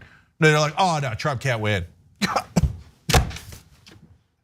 He already won once. He won in 2016. How stupid are you people? Like, now Biden's got this. Biden's one of the greatest presidents in American history. They say stuff like that with a straight face. Do you know all the things that he passed? Yeah, I know, like 89% of it was for corporate America. Hey, semiconductor industry, how many votes do you have? 13 or 14? But hey, the only thing that people really loved was the COVID Relief Act, which was all temporary. The corporate money flowing to corporations in terms of billions of dollars is permanent. Always their help is always permanent, but when it comes to the American people, temporary, cut it off. Is Biden gonna do anything progressive going forward to regain those votes like he had after the COVID relief bill? Nope. He just authorized drilling in Alaska, and he's negotiating with the Republicans now in a total fake negotiations in order to cut aid to the needy and to cut aid to the average American. He's not gonna do anything for the working class. Look, he's frozen in time. He thinks, oh man, when you work with Republicans, yeah, when in the 1990s? Yeah, maybe back then, brother, but this ain't the 1990s. You're just handing them gift after gift and making your chance of winning nearly impossible. So I don't care if Bernie says it. I don't care if God himself says it. I'm not gonna help not help a primary against Biden because Washington thinks it would hurt. He's definitely going to win. It would hurt Democrats. You're not allowed to do that. I don't give a goddamn what you think. This guy's definitely going to lose, and we have to primary him right now. All right, we're gonna take a break. When we come back, we'll bring the temperature down a little bit, have a little bit of fun, including covering a story about a Minnesota Republican who doesn't seem to have a firm grasp on what 2 ounces of weed looks like. So that and more coming right up.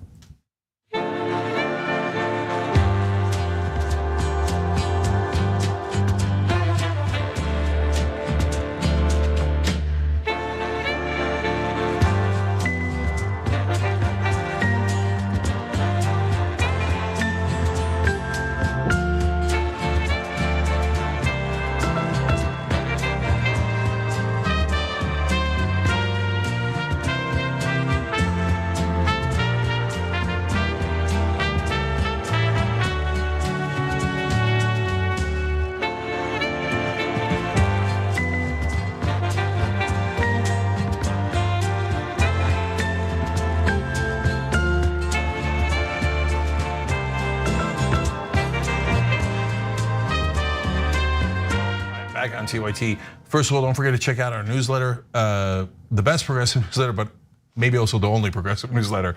But people do love it, so make sure you're checking it out. TYT.com/newsletter, or you could use that QR code right there. And check out our podcasting network too. A great way to listen to the shows when you get a chance. Okay. Let's go to YouTube members first. Gary Cooper says Biden said he's running so he can finish the job. I just want to know when he plans to start the job. Same exact question I asked. Like, what job? What job? Well, the job of killing $15 minimum wage? The job of killing anything that progressives suggested? Whatever. I just came back from Washington. If we had a bonus episode today, I'd talk about it today, but maybe we'll do it tomorrow. Total reality altering bubble. They have no idea what's happening in the rest of the country. Happens every time. Totally different world. They live on a completely different planet. Anyway, so George Santos Toilet Paper Emporium says, how did I know that song would come? How can you not think about that song every time you hear the word oligarchy? That's one of the problems of what you've done to us, Anna. I know, I'm sorry. Grinded77, who recently joined, there she goes. Okay, love the show from Houston. Abbott is another embarrassment for Texas. Please don't judge all Texans because of our crooked state leaders. Of course not. No, I would never do that. In fact, there might be more Democrats than Republicans soon. That's why Ted Cruz is pretending to be a moderate now. Because he's got an election coming up. Darth Nail says, I hear that Cenk's new book will also be published as a comic book so the senators and Congress members will be able to possibly comprehend it. Just what I heard. Is that true, Cenk? No, it isn't, but I like the idea. I could do like a picture book like Trump. How easy is that? You just take pictures and then you go, don't like him. Oh, this one's not so bad.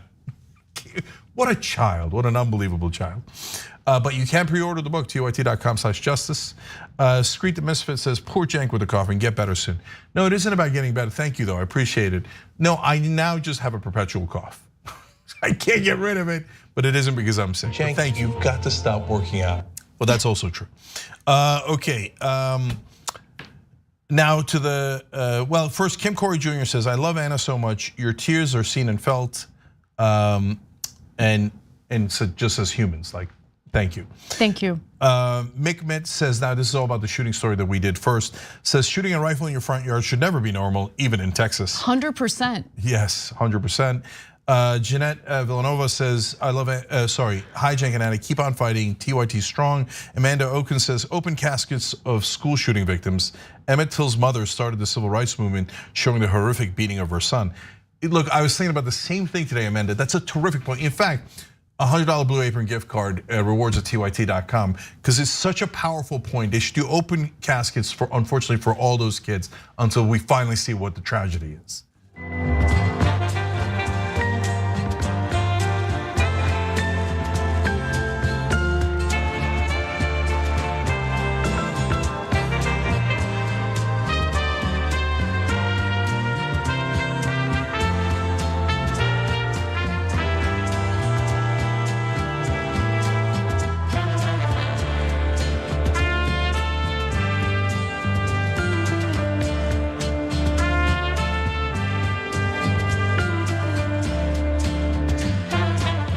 on TYT. Cenk, Anna, and Elizabeth Wilson with you guys. All right, Anna.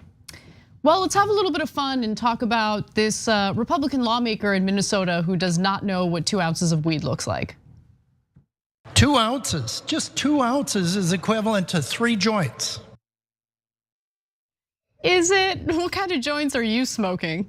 Well, that was Minnesota Republican Warren Limmer, AKA Chief Keef 2.0, who is either woefully ignorant about things having to do with the legislation he is voting on, or he's just the country's biggest pothead who likes to roll the largest joints in existence. I'm gonna guess that it's the former, not the latter. But nonetheless, he was on the Senate floor arguing against a bill that would ease some restrictions on recreational marijuana in the state of Minnesota. Here's some information about the proposal. Republicans voted against the state Senate's efforts to legalize recreational marijuana via bills that would allow residents 21 years and older to buy up to 2 ounces of cannabis flower specifically, 8 grams of concentrate or 800 milligrams of edible products, and would let adults grow up to 8 cannabis plants at home. But during his comments on the bill, Limmer, the Republican lawmaker here, seemed to get his calculations just a little wrong. So let's watch. It says any person can have 8 plants at home. Now, I've seen some of the videos of DEA raids. Some of these plants are 8 and 10 feet tall. You can have 8 of them. You can have a privacy fence made of these products in your backyard. 2 ounces, just 2 ounces is equivalent to 3 joints. And you can possess up to, what is it, a 1.5 pounds? 1.5 pounds you can hold. Sexual temptation. Let me just say, the idea of using marijuana plants as a privacy fence is genius. And so thank you for that, Mr. Limmer. I will definitely consider that if and when I own a home one day. But Cenk, we'll get to what 2 ounces of weed actually looks like and how insane his argument was there. But before we do, any initial thoughts? Yeah, I love boomers doing political speeches. So I love it when they talk about the internet, a series of tubes no one can understand, okay? And when they talk about weed, he's like, imagine a fortress of weed. Like, that sounds really good. And so I don't know all the ounce stuff. But people had I don't know all the ounce stuff. Okay, I don't know. Speaking about boomers, right? Okay, but did you notice that when he said the 2 ounces equals 3 joints, there was like a murmur in the legislature. I don't know. That's what I heard. I'm not positive, but I think that a lot of people are like, "Oh, this guy doesn't know pot at all."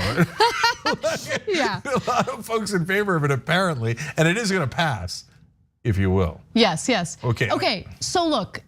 First, let's give you the text version of how insane this is, and then we're gonna help you visualize how insane this is, because it's important to know that 2 ounces does not translate into 3 joints, unless literally you're rolling the biggest joints ever. So some reporters did the math for us, so I'm gonna read from Forbes. 2 ounces equals about 56.7 grams. If that were to equal 3 joints, then you'd be packing approximately 18.9 grams of marijuana into a joint. That would be over 37 times the 0.5 grams or half a gram average amount of marijuana per joint that the United States Office of National Drug Control Policy uses as an average. Okay, but it actually is more extreme than that. Okay, so it depends on what you're referencing as your source here. 18.9 grams would be over 59 times the 0.32 gram average weight of marijuana in a joint, determined by a study conducted at the University of Pennsylvania and published in Drug and Alcohol Dependence. Now, a lot of people had fun with this. Let me just help you guys visualize what the different measurements of marijuana flower looks like. So there you see at the very beginning 1 gram, so tiny amount. Half an ounce is significantly larger, but once you get to 1 ounce, like imagine using 1 ounce of pot for just 3 joints, right? Like you see the joints next to the 1 ounce right there. It's just crazy. And here are better visuals, okay? This is my favorite tweet on the matter. Let's take a look, there we go.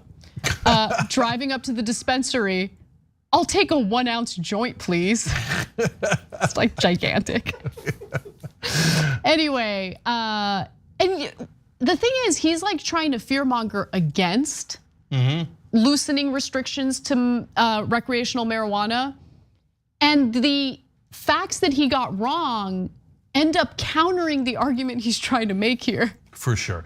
Look, Anna, let me be blunt about this. Okay, please. Okay, yes. You know what we really need is a joint committee to study this. But I mean, without that joint committee, I feel like this whole issue is up in smoke.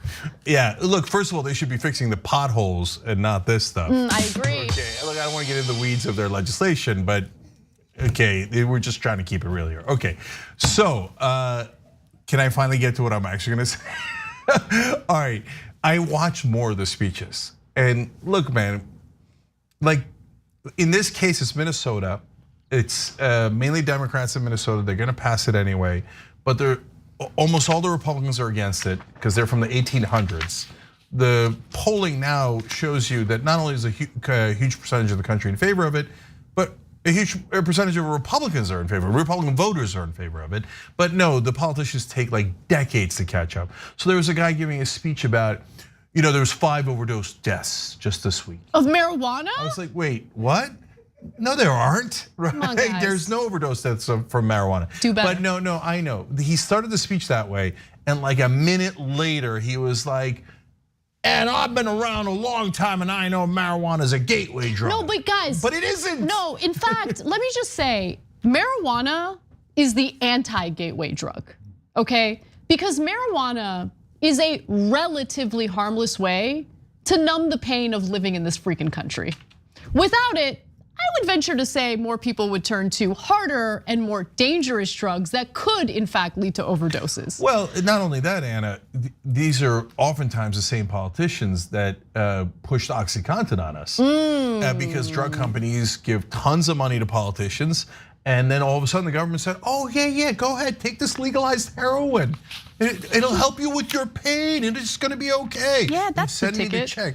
There's some of the biggest drug deals in America, and you want to talk about a gateway drug. Well, first of all, OxyContin by itself is a massive drug, way worse than marijuana. But second of all, it's the biggest gateway drug in American history, leading straight to heroin, let alone the meth and all the other things that it has spawned. So, and him saying, I've been around a long time. Again, not the own that he thinks it is. Yeah, right. That's why you're stuck in time when Americans believe the nonsense that Richard Nixon started with his war on drugs. Oh my God, it's gonna kill you instantly if you do any of it. Some hard drugs are awful and you should be super careful about them. But mixing them up with Coors Light or a joint doesn't help the situation. No, it does not. All right, let's move on to someone who actually beats that Minnesota lawmaker in her ignorance, Marjorie Greene. Here's what I found out this week. There is a website, you may or may not have heard about it, called Pornhub. It is a disgusting porn website. As a matter of fact, it should be illegal. I don't even know why it exists. But Hunter Biden used to have multiple accounts on this Pornhub pornography sex website. Marjorie Greene, a United States lawmaker, has apparently discovered that pornography exists online. She is confused about why it exists, completely unaware of what is commonly referred to as online spank banks. But nonetheless, she wants to do away with this, and she's politicizing it by including some commentary about the president's son, Hunter Biden. We'll get to that in just a moment. But Cenk, any initial thoughts on this incredibly important matter? Yeah, you want to watch the rest of the video. It's all of it is gold. Every time she brings it up, I hate the personal stuff, but every time she makes it personal, I want to bring this up. I don't know if she found out more about Pornhub through the tantric sex guru she's dating and left her husband for. But she should go ahead and judge everybody else's personal life because it seems like that's not hypocritical at all. And we do want to ask you guys, especially if you're right wingers, participate in our poll, tyt.com/polls. She says that online porn should be banned, as you're gonna see. Do you agree? Yeah, I'm curious what people think. Because I do think that there are some downsides to the easy access to pornography. Look, I want to see more data and more study into it. I'm not completely sure, but the lack of sex among young people, it is a concern. But that's not what she's talking about here. She's politicizing this specifically to go after Hunter Biden. And so before we get to that part of her little rant, let me give you some context. According to Green, the younger Biden, meaning Hunter Biden, viewed such videos according to the investigation Trump ally Rudy Giuliani did on the laptop, meaning Hunter Biden's laptop, ahead of the 2020 election. I love they had to do an investigation to find out that a man in the country was watching pornography. But let me continue. According to Green, the laptop had a number of adult videos filmed that she knows are Hunter Biden. The videos reportedly don't have any faces revealed.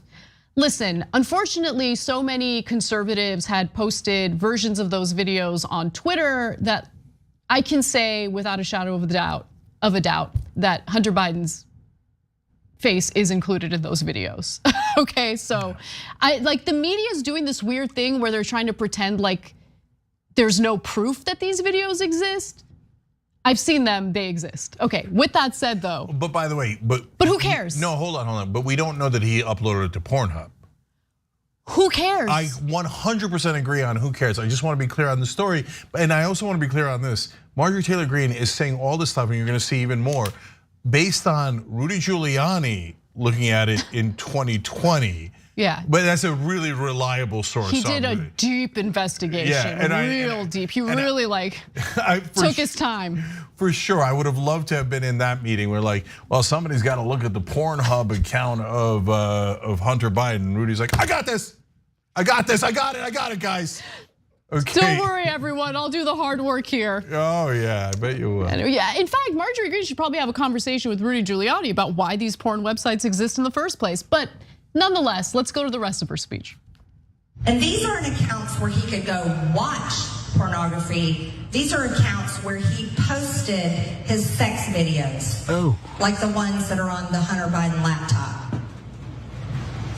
This week, I found out, you wanna know what? He still has an account on Pornhub where his videos are posted. It is still live and active. This is the son of the President of the United States. Fraudulent. Hunter Biden is the most disgusting, vile, embarrassment, piece of trash. And that is what is a reflection on our country. And they attacked President Trump and his family? So, look, the only element to her complaints that I could find just concern is if Hunter Biden is uploading porn videos featuring women who did not consent to him doing so, right? Aside from that, you want to play this game? I mean, the former president's wife posed in nude lesbian imagery, which we defended her on. Yeah. As people were attacking her, right? Melania Trump, part of her modeling. Okay, we don't need to, I don't want to get into it. No, but I want to get into it. Okay, go ahead. But my point is, who cares? Hunter Biden's not running the country. Hunter Biden is the president's troubled son who has absolutely no political power. Okay, she says being in porn is like the most embarrassing, vile piece of trash. So let's look at the trash. Let's take the trash out. Let's not say that. Trash. Total trash. We don't think that. Okay. That is all right, take it based on the standards that Marjorie Greene is spewing in that video. Yeah, look, guys, if I have to be clear, let me be clear. Okay, first of all, I'm gonna vote no to banning online porn in our poll. Of course there's nothing wrong with porn. Of course you're not trash if you're in porn. Only a loser idiot like Marjorie Taylor Greene would say something like that. By the way, none of her own voters agree with that. Go ahead, I dare you to run on that. You might even lose that reddest district in the world that she's in. You still might lose if you said, I'm running on banning online porn. She said in that video, I don't even know why Pornhub exists. Nothing like that should exist. She knows. Okay, and by the way, how'd you find out this week about it? Oh, he still has his Pornhub account. How'd you find out this week? Okay, was it the tantric sex guru? Was it you? Who was looking at Pornhub who whispered in your ear, oh, you gotta check out Hunter Biden's penis, okay? So, I mean, and you wanna talk about an embarrassing, vile piece of trash?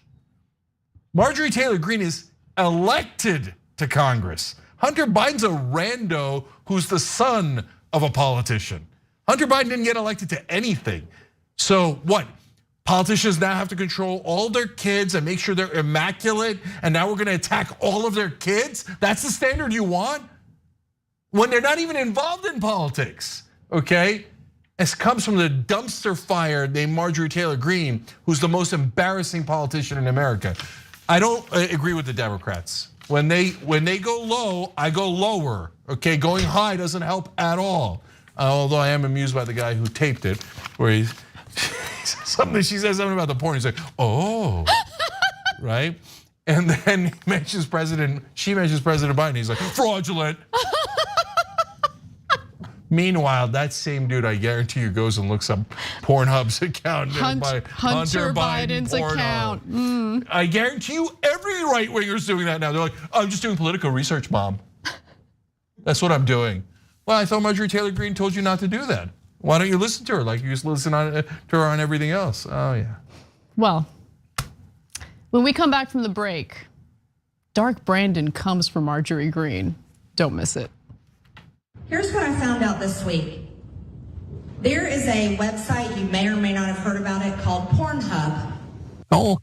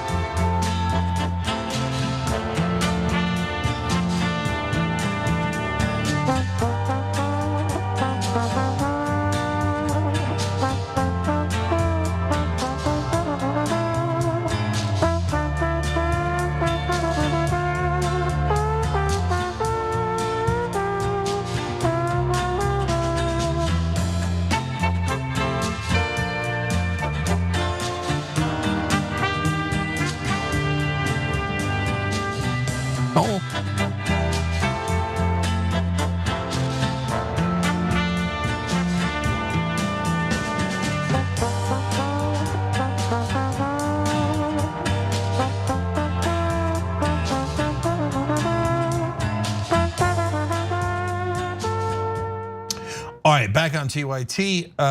Let's do a number of super chats first.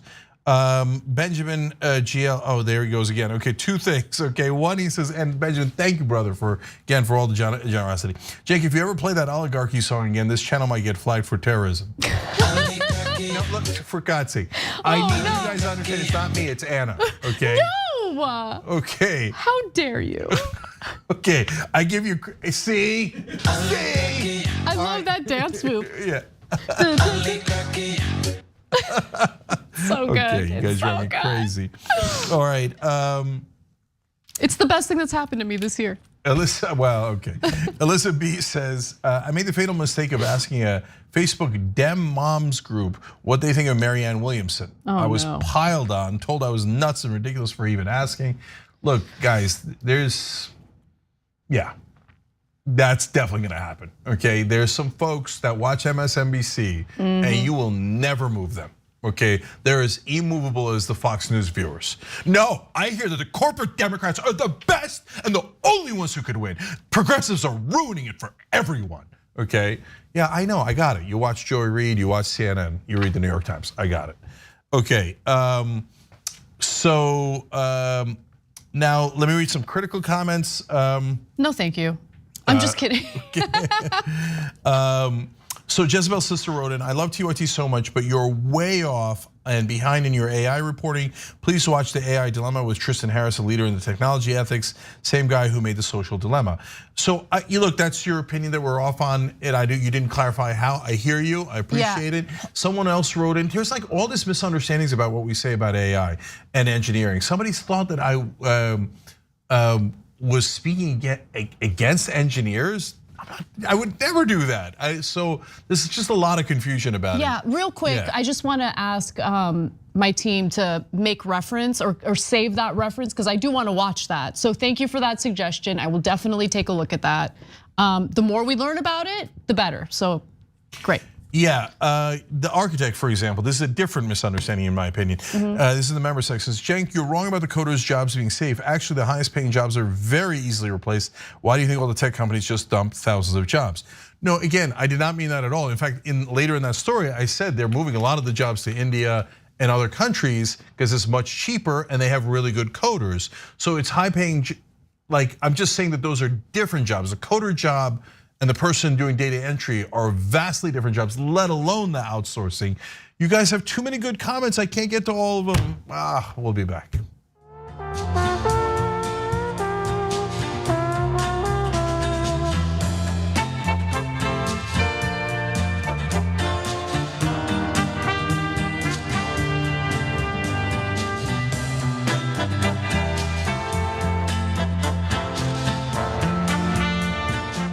All right, back on TYT, Cenk and Anna and Funkin' for Fun wrote in Tantric Sex Hub.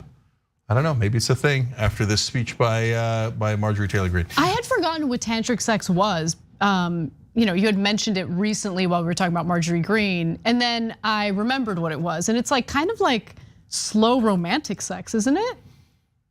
I don't know. I gotta go check out Marjorie Taylor Greene's Lovers Pornhub site. Because there's also the kind of sex that like is dangerous.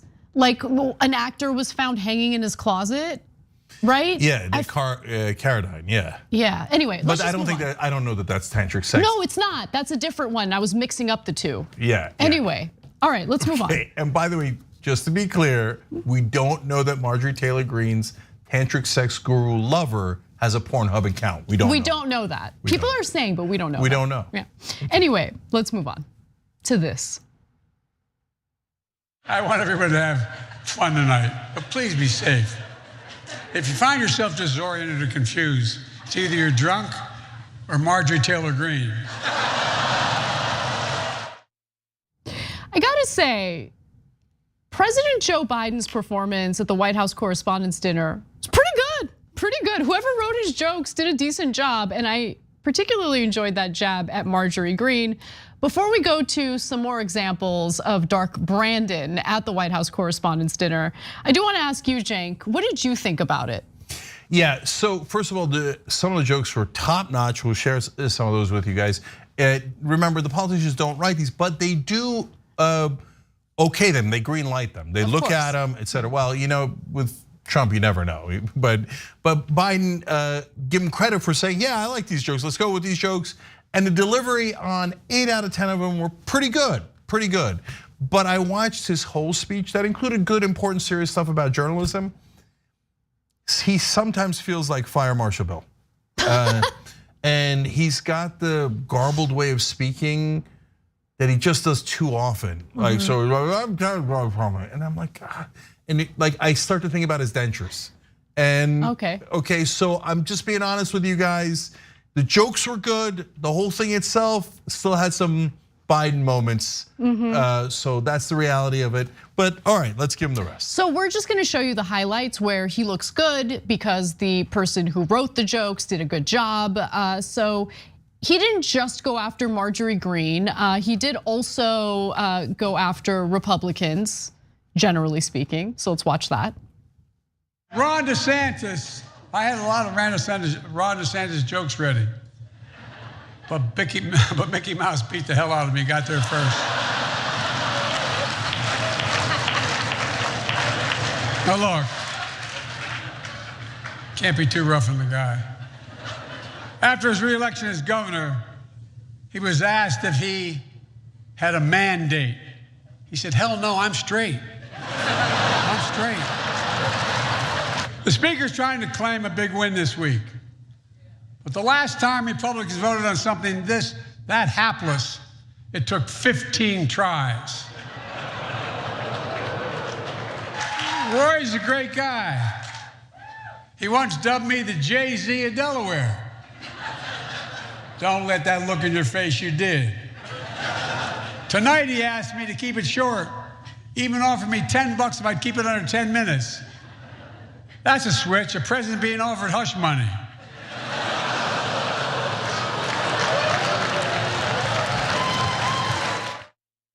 I feel like presidents in the past, or candidates for president, have been offered, they wouldn't call it hush money, but if there are campaign donations that want, presidential candidates to shut their mouths about certain policy that would impact corporate donors, that's a different story. But anyway, not to get too serious about it, my favorite joke in that little compilation was the jab at Kevin McCarthy.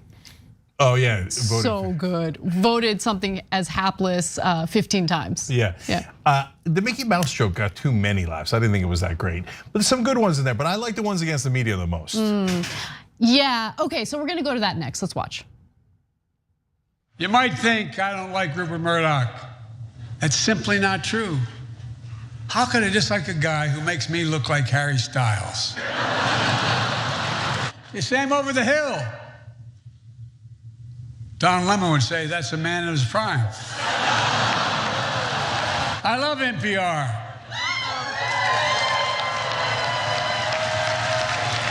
Because they whisper into the mic like I do. But not everyone loves NPR.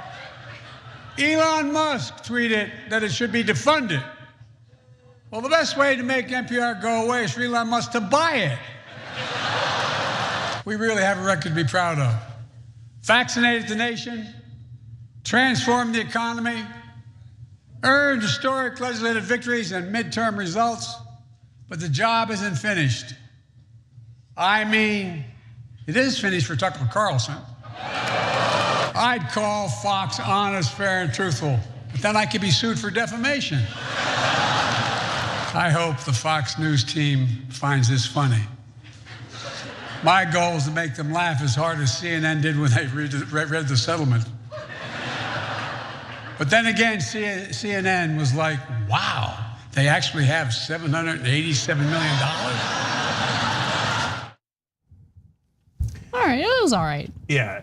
No, there's a bunch I liked in there. I like the defamation line about Fox News, and they don't usually get that spicy about Fox News. So look at Biden. Dark Brandon comes out to play. Oh yeah, and but that Tucker line might come back to haunt him. I'll just tell you, Obama did a line about Donald Trump, and he was at the White House Correspondents' Dinner when he was doing all that birth certificate nonsense, and they showed Trump, and then everybody laughed and laughed at him, right? And Trump held a grudge. Yeah, and shocking that Trump held a grudge, but now you don't know how much of a factor it was, of course, and it was probably a tiny factor, but there's reporting that Trump hated that so much that it made him want to get into politics more.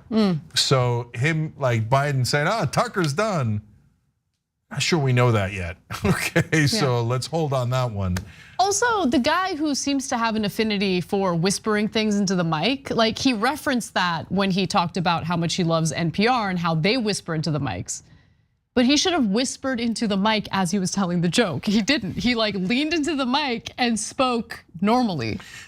Like for the first time ever, whenever he leans into the mic, he whispers. That was the time to whisper. Perfect opportunity to whisper, and it would make sense to do it, but he didn't do it. Oh well. But look, guys, overall about the White House Correspondents' Dinner, and I've gone to it a couple of times, and it's like, if it was the exception, I've said this many times, but if it was the exception, and that's the one night that the press and the politicians get along, I would love it. I would say, that's good. One night where you're not at war, right? Yeah.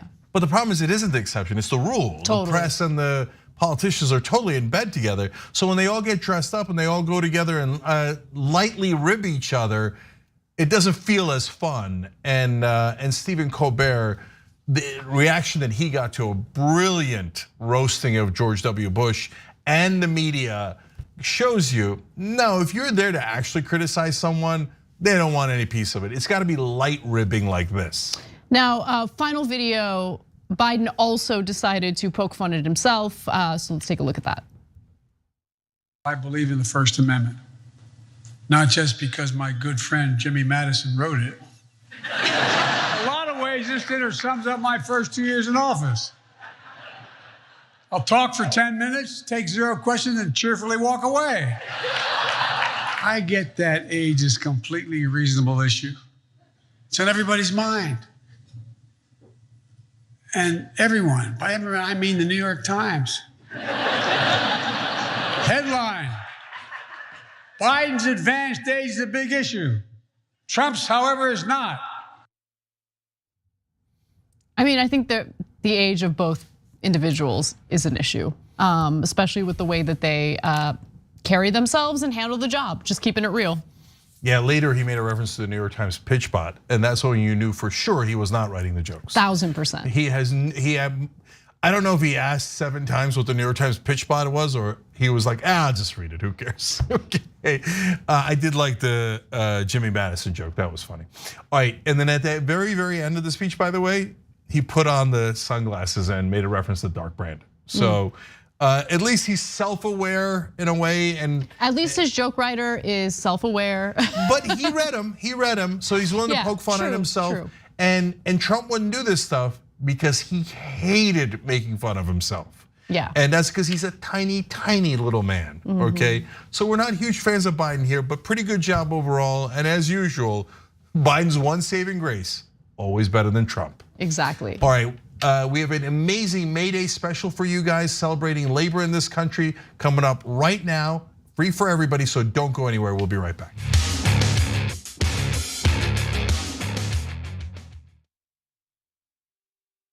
You know what the progressive movement needs? It needs a little energy, a little pizzazz, maybe a little caffeine. Oh, coffee. But what if it was Too Strong Coffee? Yes, new, toostrongcoffee.com/TYT. Look, this helps progressive causes. It's also organic and fair trade, so you've got peace of mind that it was done right, and it happens to taste great. So check it out right now at toostrongcoffee.com/TYT. That 300 million is a pretty good number, Well, that's the size of the US population. You know what our next target is? The size of the entire world. We just crossed 5 billion views on YouTube. I mean, imagine 10 years ago thinking one day. We looked at you like, are you nuts? Young Turks has just passed another milestone, 20 billion views. Damn. All right, lots of comments. You guys are the best. I'm gonna read a few comments from our members. Mr. Methuselah says on YouTube, super chat, thanks for all the important work you do for TYT for the movement. Do you know who had the first super chat when I got back from vacation? You won't be surprised to find out. Billy B. Taylor. What do you know? Billy says, rejoice, for Dragon Daddy has returned. This question sent to us by Izzy Sanchez Jr. Is it me or is Meghan McCain talking as fast as Ben Shapiro? Is that the way the right tries to look smart and intellectual? Well, yes. Michael Nathan writes it on Twitter.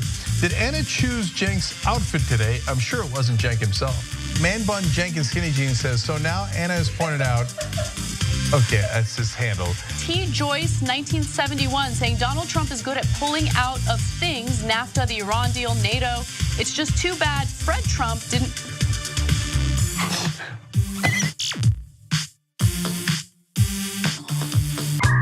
All right, let me do a little quick plug here. It's not even a plug, I'm bragging, okay? I'm bragging, watch me. We have a channel on YouTube, a whole channel devoted just to the Young Turks. It's badass, right? Wow, man. I can see the voice. You guys are rock stars. Unbelievable, Senator Sanders. Welcome to Rebel Headquarters. Man, you guys are amazing. We gave you what you wanted. Okay, speaking of shirts. I have a surprise. You reached a lot of people. You are the Young Turks. And we have spread that progressive message wide and far. Let's keep it going.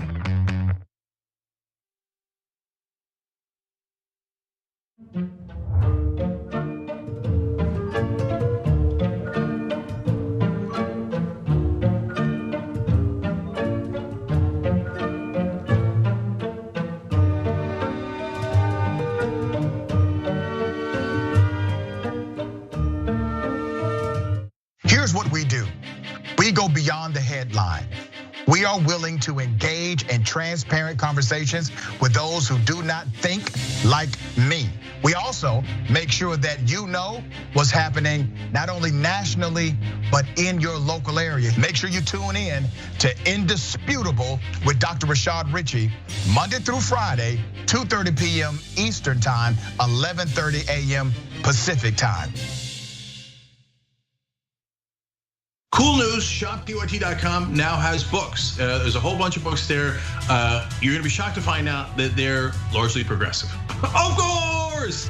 Ryan Grimm's book, We've Got People, is there. It's a fantastic story from Jesse Jackson to Bernie Sanders to AOC that explains the progressive movement probably better than any book I've ever read. Speaking of awesome books, my dad's got a book out called The Original Young Turk, where he goes from the poorest olive farmer you ever met in your life to living the American dream.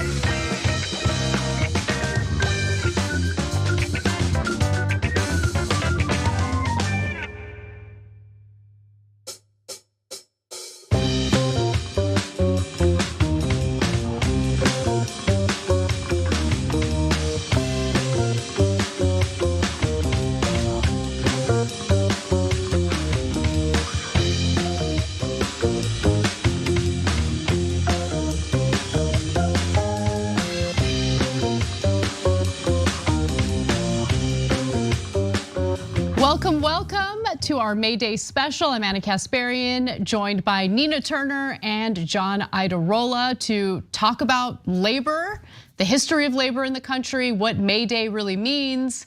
And I'm really, really happy we're doing this. How are you guys doing? I'm live. Good. How are you both?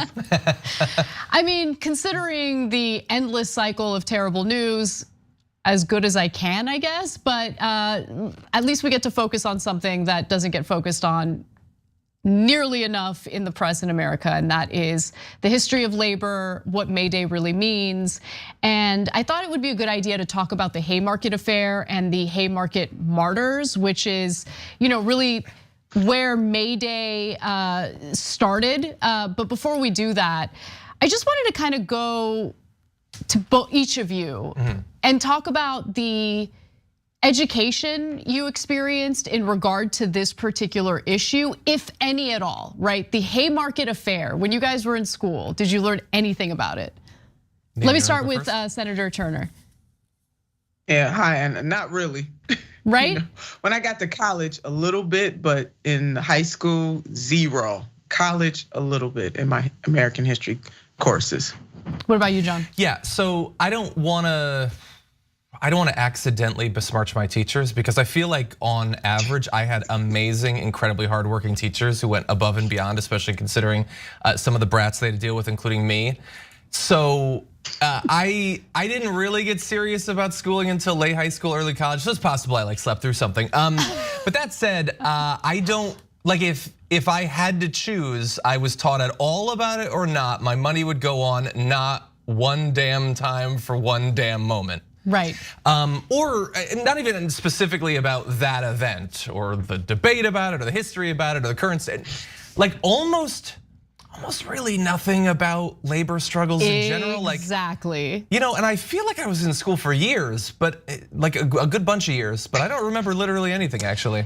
So look, it's not about whether you had good teachers or bad teachers, right? I think that the lack of curriculum on issues pertaining to labor is by design.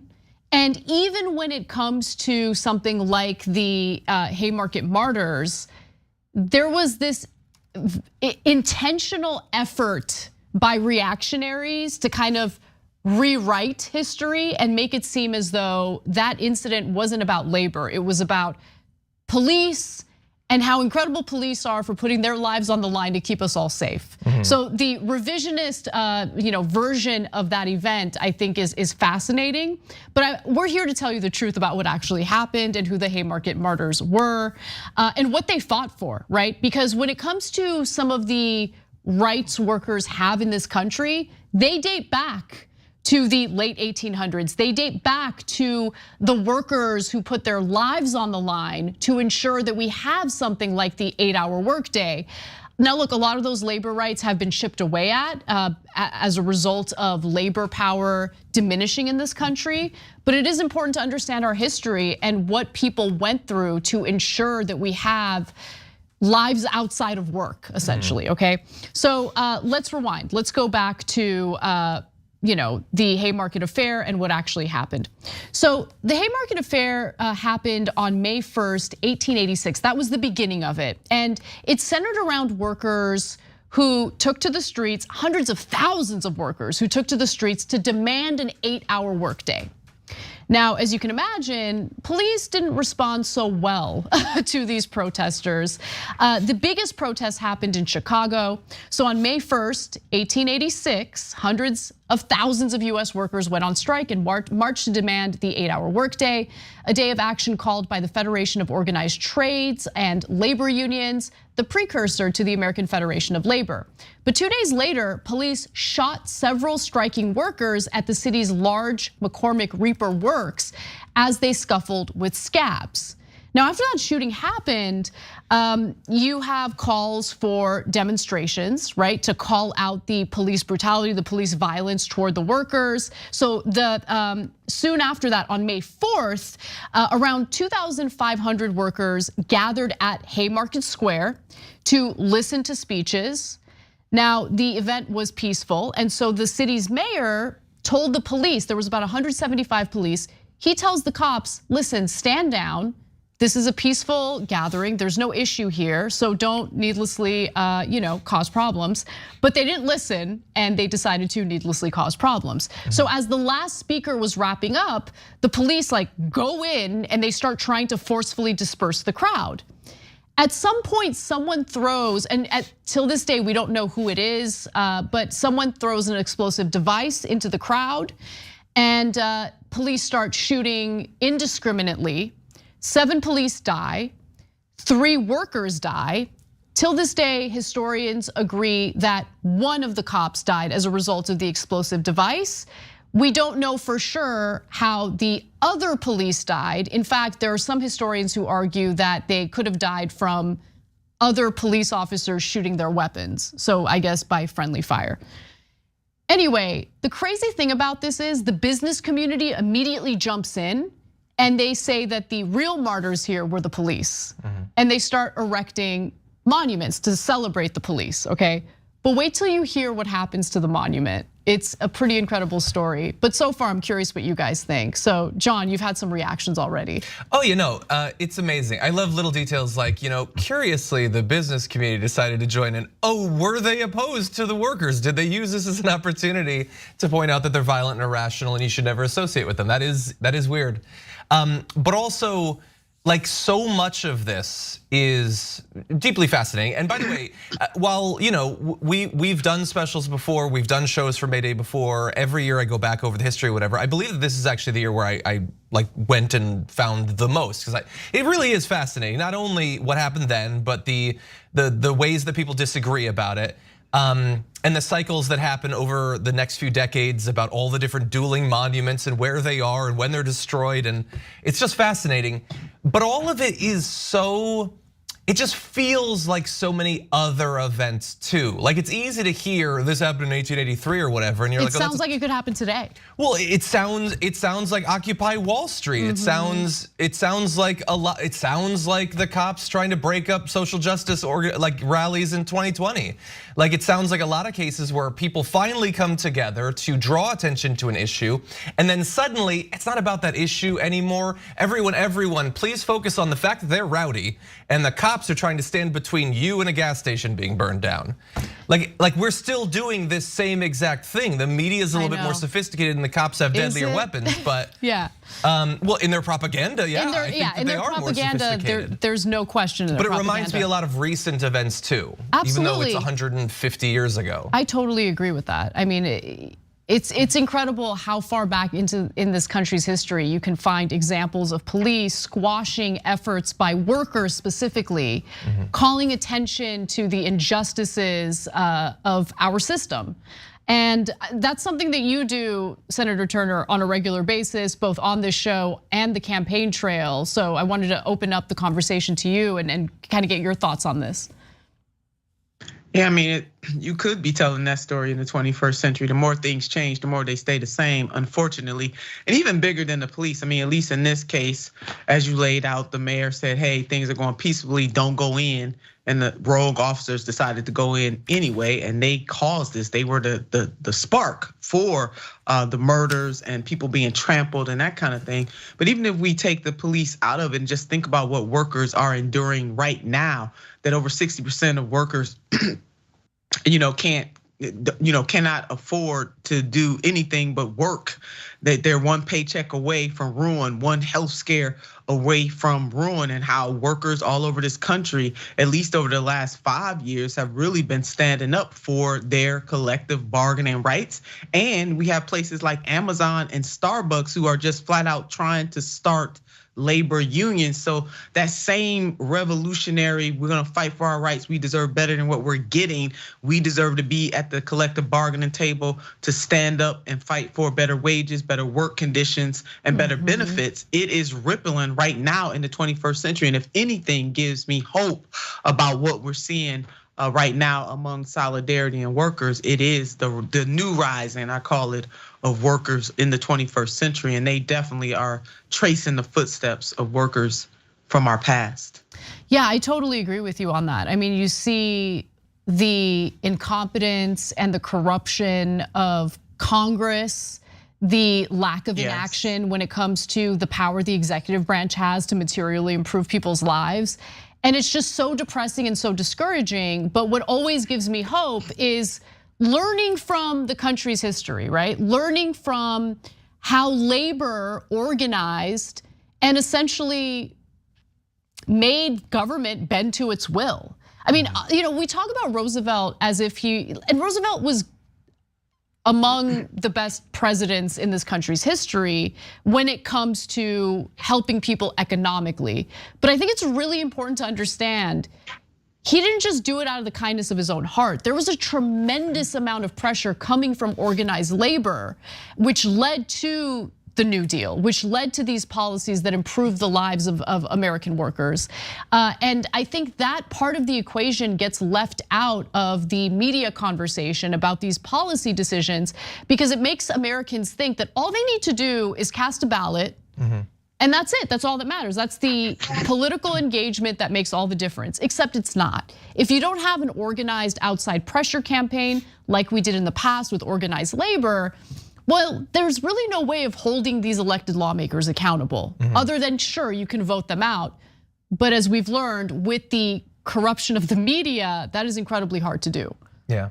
Yeah, I think you rightly point out that you might have had something from Roosevelt if everyone just left him alone for 4 or 8 or 12 years or whatever. But you wouldn't gotten what you got. Same, when it comes to civil rights movement, even when there was legislative action and the president didn't actively stop it.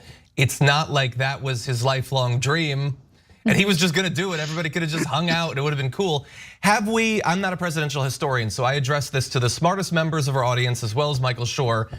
Has there ever been a president who came in raring to fight for something good and just did it? I can think of some ones who came in with some really bad motivations. And I can think of some presidents who've come in and done things that were good, if not as good as they could have been. Like, the ACA was certainly better than what came before it. But you wouldn't have just gotten that without pressure, even with the presidents who campaigned the most on changing things. So yeah, we're gonna talk later on in this hour about individual politicians. And this is just a preview of what I think about the value of individual politicians when it comes to stuff like this. And let me just add to that. I mean, even when Asa Philip Randolph, one of the greatest unionists of the 20th century, the Brotherhood of Sleeping Car Porters, it was a union that he formed. It took a long time. It was a lot of hard work to form that union for black porters on the train. Before that, those black porters just worked purely for tips. So don't get me started on the sub minimum wage, and shout out to One Fair Wage that is fighting to change that. But Asa Philip Randolph did the dance with President FDR, and President FDR said to Asa Philip Randolph, "Make me do it." A lot of people remember the March on Washington in 1960s, but they forget the threat of Asa Philip Randolph and some of his contemporaries to President FDR about marching on Washington. He was primarily focused on the treatment of African Americans when it came to federal jobs. And because FDR did not want to be embarrassed, we can't forget it was the backdrop of World War II. Asa Philip Randolph was able to get some concessions, not all that he wanted, but some concessions from the president. So both the points that you are making, Anna and John, is right. The outside forces are usually what pushes any elected leader to do the right thing. Even though they may come in there raring to go, there are other forces competing for their attention, their time as well. And so if good never speaks up and fights, evil never takes a vacation. So I said good can never rest because evil never takes a vacation. But just one quick quote from Asa Philip Randolph that I think is very apropos for this show, for this moment that we find ourselves in as working class people. He once said, "A community is democratic only when the highest civil, economic, and social rights that the biggest and most powerful possess are afforded to the least of these." And I'm paraphrasing, but that's Asa Philip Randolph, and that's where we find ourselves in the 21st century. Absolutely. I want to move on to kind of discuss the growing labor militancy that we're experiencing and whether that momentum is going to continue in just a moment. Before we do though, I wanted to share a video from a show called America in Color. It used to air on the Smithsonian Channel. I think the show's been discontinued, but in the first season, they talked about the history of America decade by decade. And they had this incredible footage of Ford workers protesting after they had been laid off in the 1930s for obvious reasons. It was during the Depression. But the reason why I share this with you is because it's important to see what the police reaction to these protesters were. And more importantly, what these protesters put on the line just to demand better treatment. So let's take a look at that. By 1932, sales are at rock bottom. And Ford has lost $75 million. He lays off 2/3 of his workforce. In response, the laid off workers demand that Ford rehire them. On March 7th, 5,000 gather in Detroit and make their way to the Ford plant in Dearborn. The only surviving footage of that fateful day was filmed by the Detroit Unemployed Council. At the city limits, violence erupts.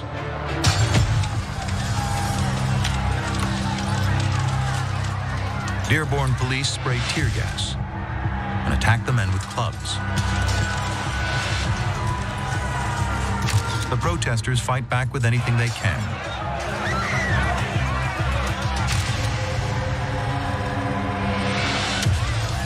Then Ford's private security gets the nod and opens fire.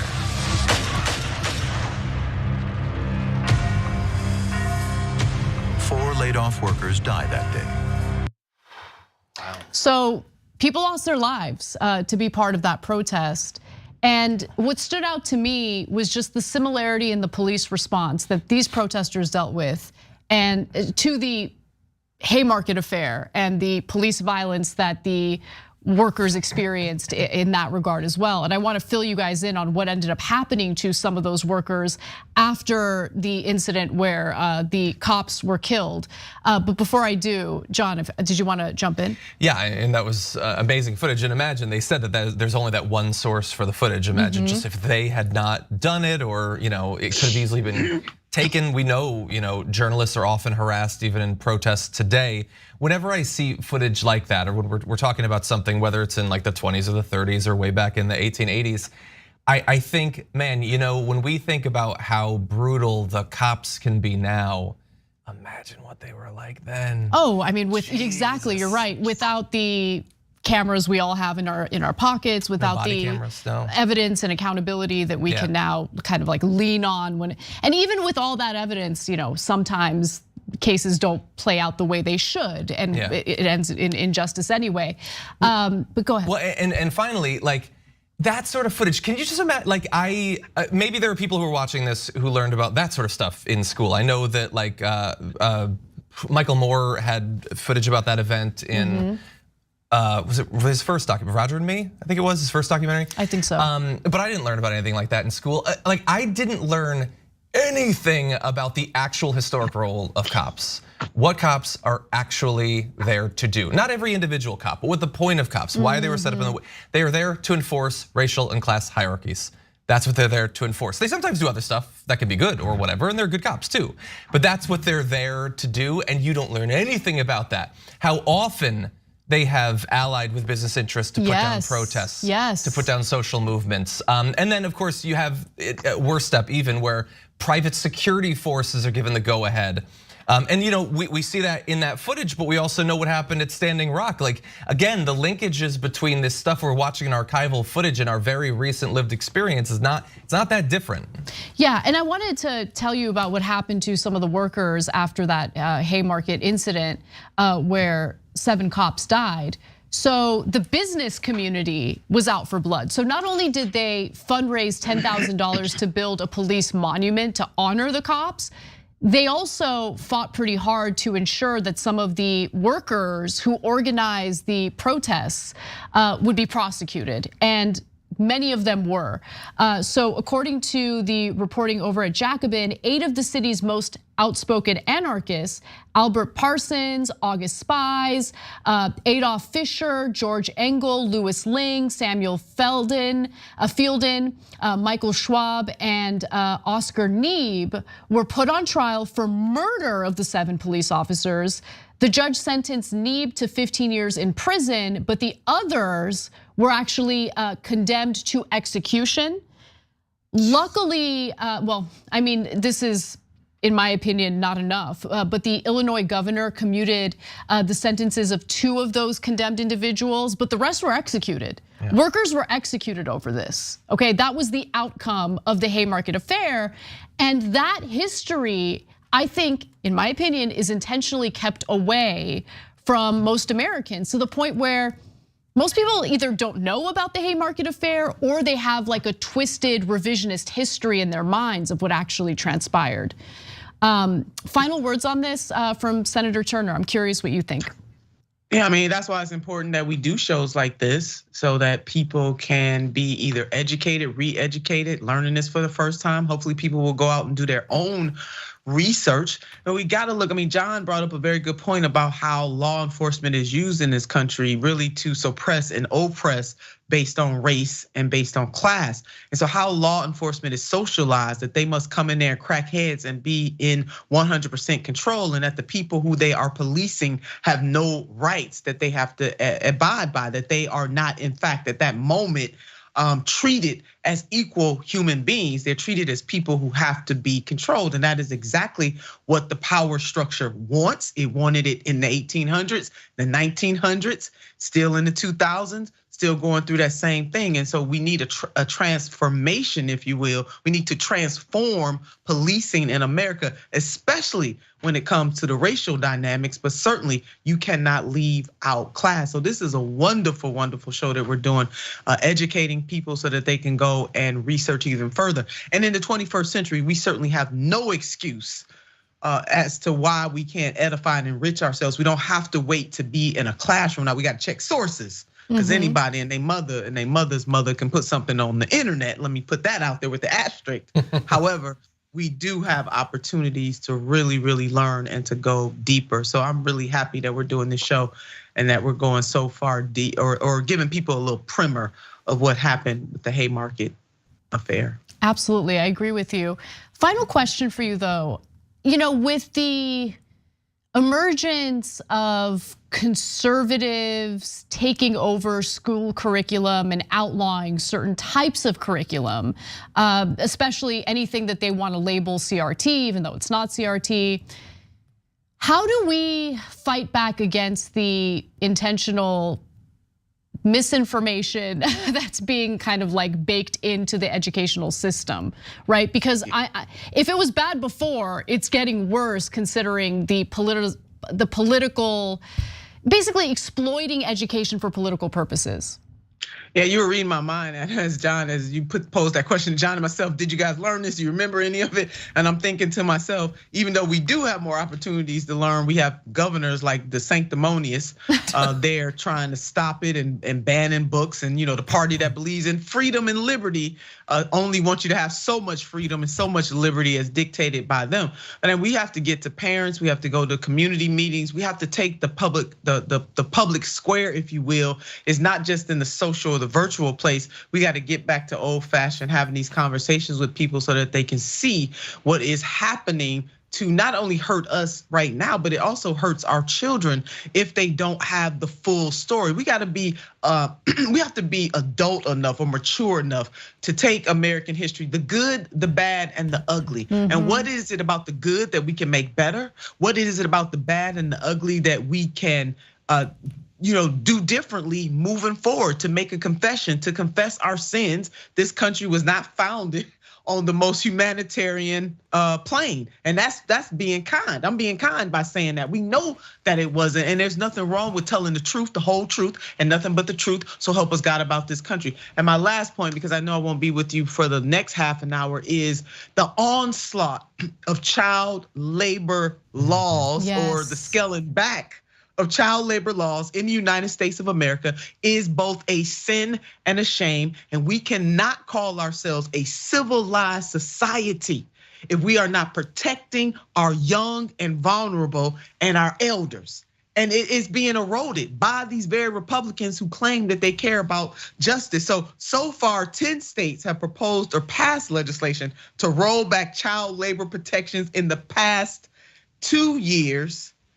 And 8 states just this year: Arkansas, Iowa, Minnesota, Missouri, Nebraska, New Hampshire, New Jersey, Ohio, South Dakota, and Wisconsin. So all I'm saying, America, we got a lot of work to do to both protect the history that we're talking about now, the gains that have been made by people sacrificing their lives and their livelihoods, protect the gains.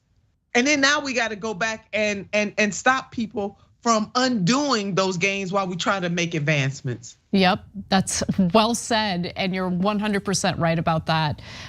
Nina Turner, thank you so much for joining us for this incredibly important special. It was a pleasure to have you, and keep fighting the good fight. Everyone check out Nina's show. Nina, tell everyone where they can find the show you're doing.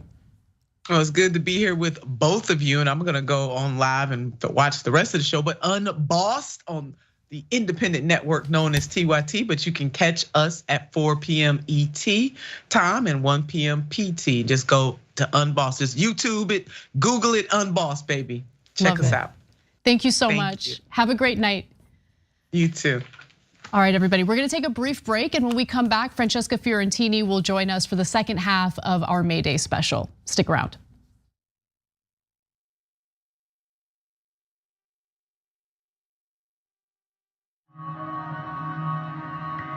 The concept of the Young Turks means the audience, they are the Young Turks. They are the go-getters. They are the ones making the emphatic change happen in their local community. The reality is that we've always, young and the not so young, we've always cared about news. But when you do not see the messengers of the news look like you, when they do not share your experiences, exposures, and environment, and there's a disconnect between you and the news. I lecture in mass communications. One thing I tell all of my students, there is no such thing as non-biased news. It never has been.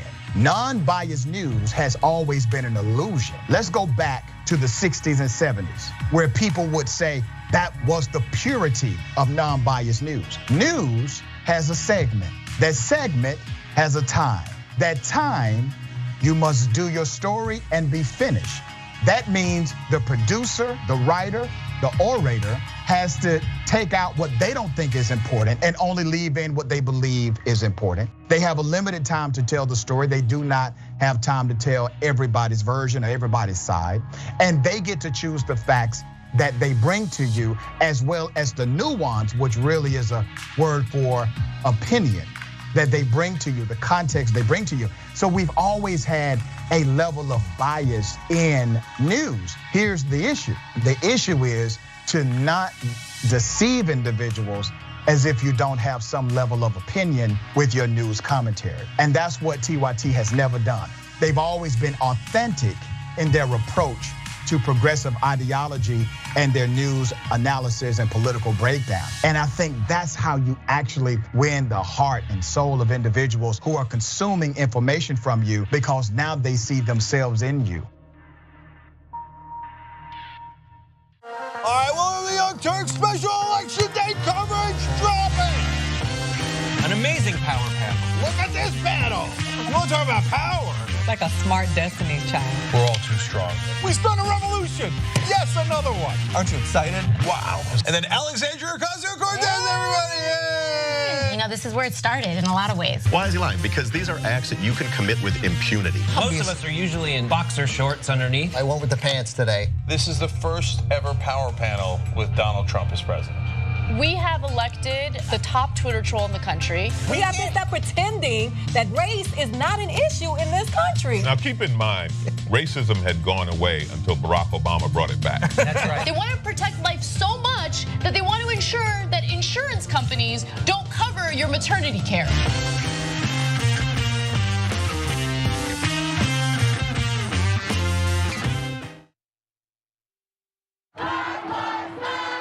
You don't see a lot of news coverage in the mainstream media of the peaceful Black Lives Matter protests that happened throughout the country. Black Americans are hurting. Minorities in this country are hurting.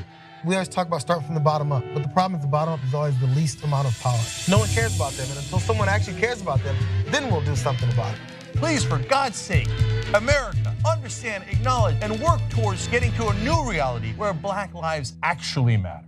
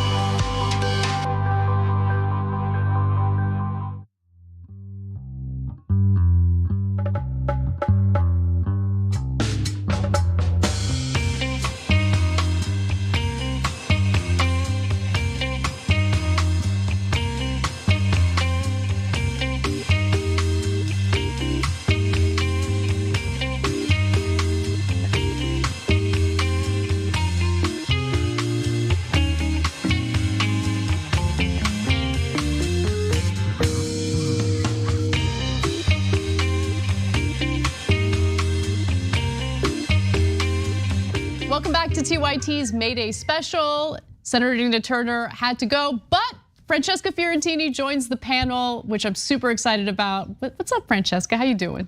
What's going on? I mean, I'm good. I hope all the libertarians around the nation and the world are working an extra 4 hours today in protest of the socialists and the anarchists and the communists that fought very hard for an 8-hour workday. So I hope they're continuing. I hope they work on the weekends. And we know they're bringing back child labor, so there's that. But yeah, just own us libs.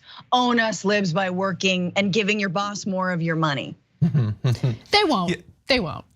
Yeah, I want to mention just something briefly about that. I also wanted to throw in, because I don't remember if you explicitly said it, but also one of the facts about Haymarket is that many of the people who'd been gathered on that day were immigrants too. That's right. So thank you for bringing that up, because obviously we have limited time. I couldn't get to every detail of that story, but that's actually a relevant part of the story, because since those were mostly immigrant workers, the international community had been and has been celebrating May Day in solidarity with workers. Way more than we do. Way more than we do. In fact, like, people are becoming more and more aware of what actually happened, like the history of Haymarket and all of that.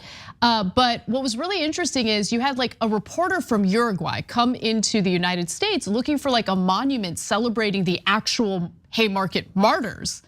And he was like shocked to find that the only monument that existed was a police monument. There were a few Confederate ones too, which was even more shocking. But there is one now in Chicago, however. I did visit it. That's right, yeah. It's cool. But yeah, no, it's really, I love that just one thing internationally when it comes to like having, I mean, a lot of things, but a progressive movement like on the cusp of everything, like that it started here. That it started in the US and then it spread elsewhere. And of course here, as you guys talked about, it's been suppressed, our history obliterated, and everyone else remembers, so around the world. In the last segment, Francesca, we were talking about what gives us hope. And I mean, I definitely feel that seeing workers organize at places like Amazon, Starbucks, all of that gives me a little bit of hope, considering how ineffective Congress is, how much corruption is baked into our political system. But I'm starting to grow a little bit concerned, because what has helped to support that labor, or help support labor organizing in that way, has been the NLRB, the National Labor Relations Board, under the leadership of Joe Biden.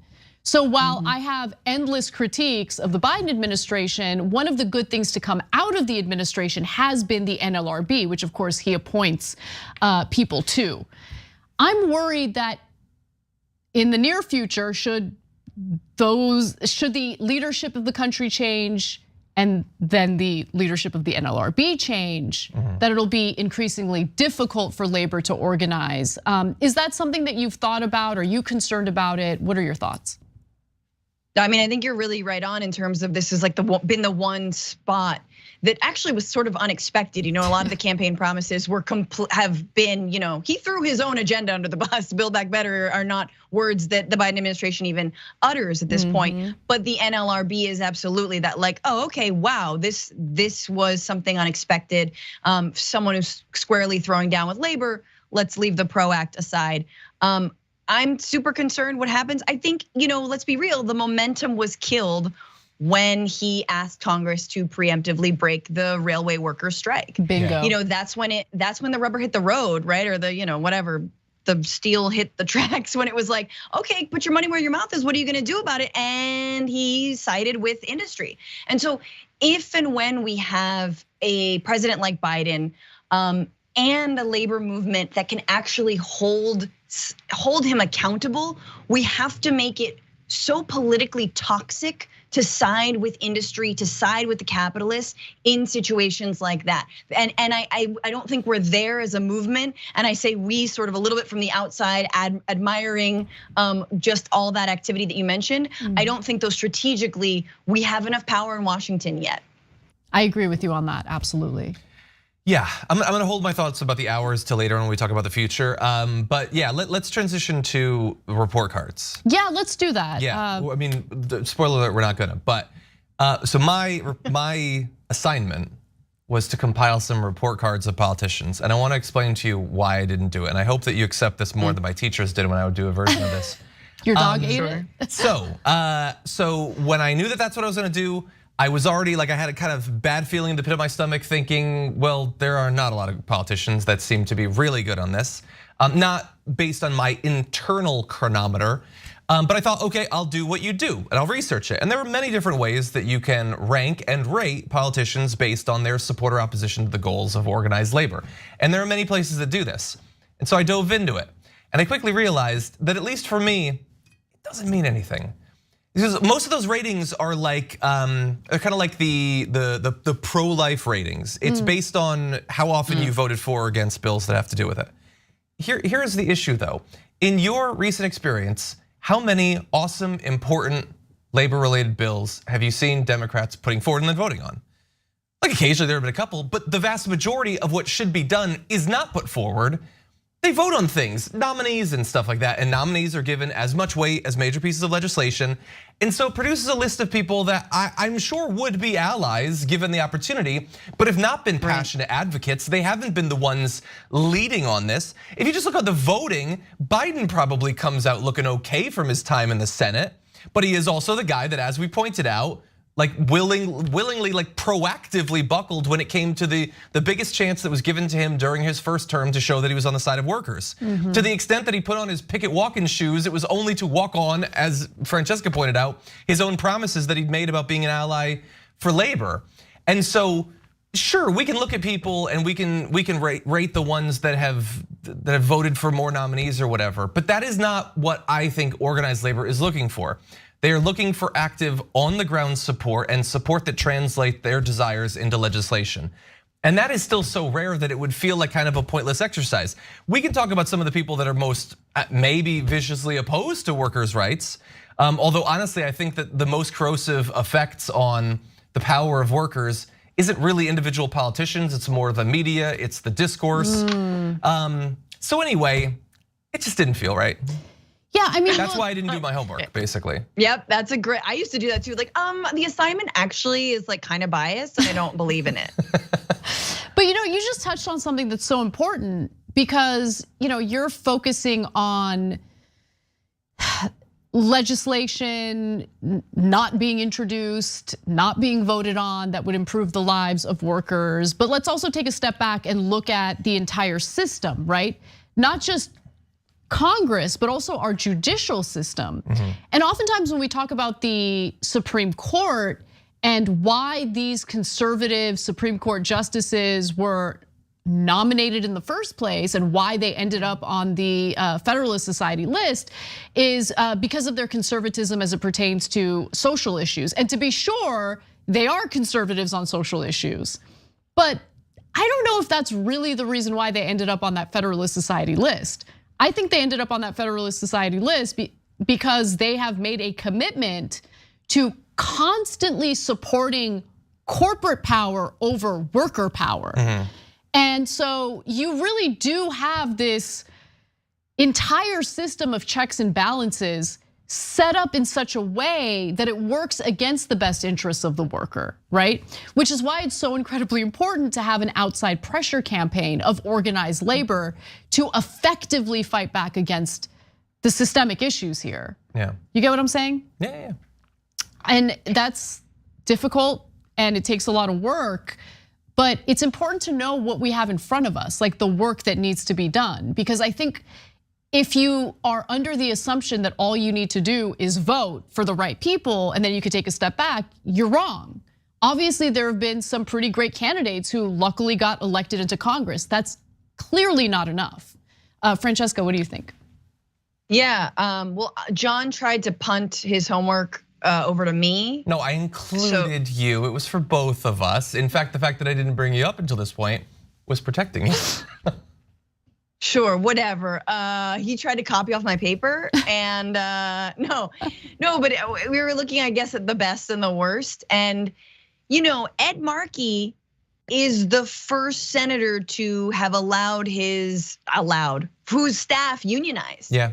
Which is huge, right? I mean, this is sort of like we hear it starts at home. It starts in Congress itself. And we've heard from, like even people that you like, right? Like Representative Katie Porter apparently is pretty toxic to work for. Amy Klobuchar is toxic to work for. There's others there's someone else who is like, oh, that sucks. There's like all these stories, and okay, a union helps that, So I think that's really important as to how people are, if they're walking the walk and not just talking the talk. And then of course I came across Teamsters president Sean O'Brien, just being like, I don't know, completely disrespected by Senator Mark Wayne Mullen, if you guys remember that. And there's a fun little back and forth between there. And I think Mark Wayne Mullen had like a landscaping company or something, and Sean O'Brien called him like, basically he was like, you're enriching yourself. You're just out to make money for the team, for yourself. I remember that now, yeah.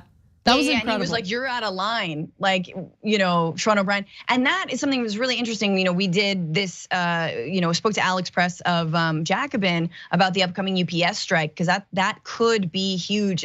And Teamsters is massive. And these aren't just delivery drivers, these are also warehouse workers, and that's coming this summer. And they have a lot. Sean O'Brien, as a new leadership at the Teamsters, said, has basically promised to be more militant and not cut deals with, bosses. And the other part of that is, like Starbucks workers, like other, I think, like, I'm trying to think like REI workers, basically any retail workers who are like front facing. UPS drivers are also incredibly, visible to the public. Yeah. So they have this kind of baked in sympathy from the public, even if it means you're not gonna be getting your packages on time in August, and Teamsters generally make fairly good money, but it's still like there's a whole situation of them undercutting, the former bosses undercutting half the workers and da da da da. But that, I think, it's going to be a hot labor summer again, is what I'm trying to tell you. And screw Senator Mark Wayne Mullen. Absolutely, absolutely. And yeah, I mean, look, we talked about Amazon delivery drivers. I mean, most of them are working for third-party companies that get contracted by Amazon. But one of those companies we talked about just last week, and they voted to unionize because even though it's a third party that has a completely different employer, Amazon ends up dictating what the terms of their employment happen to be and what their working conditions are like.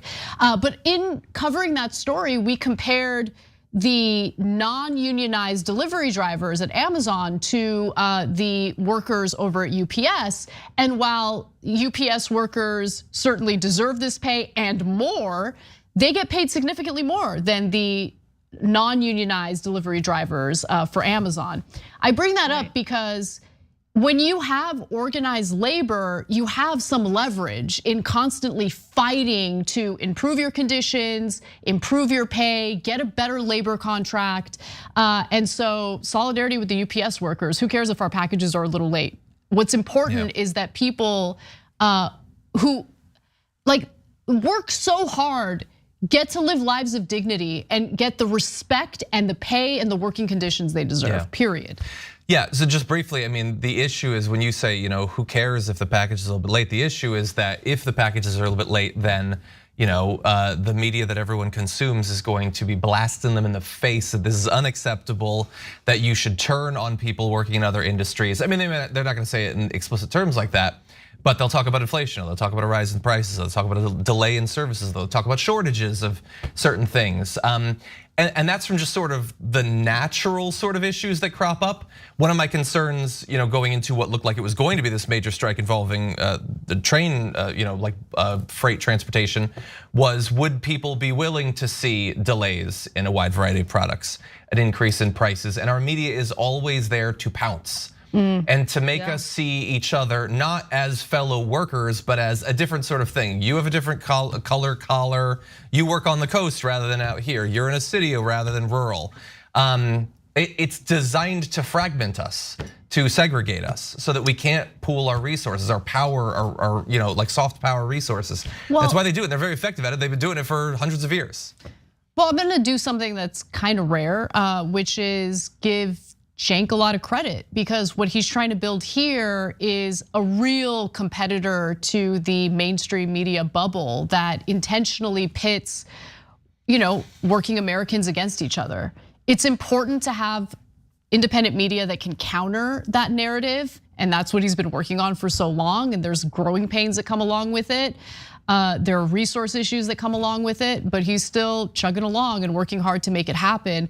You're right, I mean, media and the disinformation that is spread, especially as it pertains to labor issues, is so toxic to what we want to see in this country, which is better working conditions, better pay for workers. And more importantly, to kind of roll back some of what employers have done to chip away at labor rights, right? Including, this emergence of mandatory overtime, which some workers have fought back against, forcing people to work on weekends.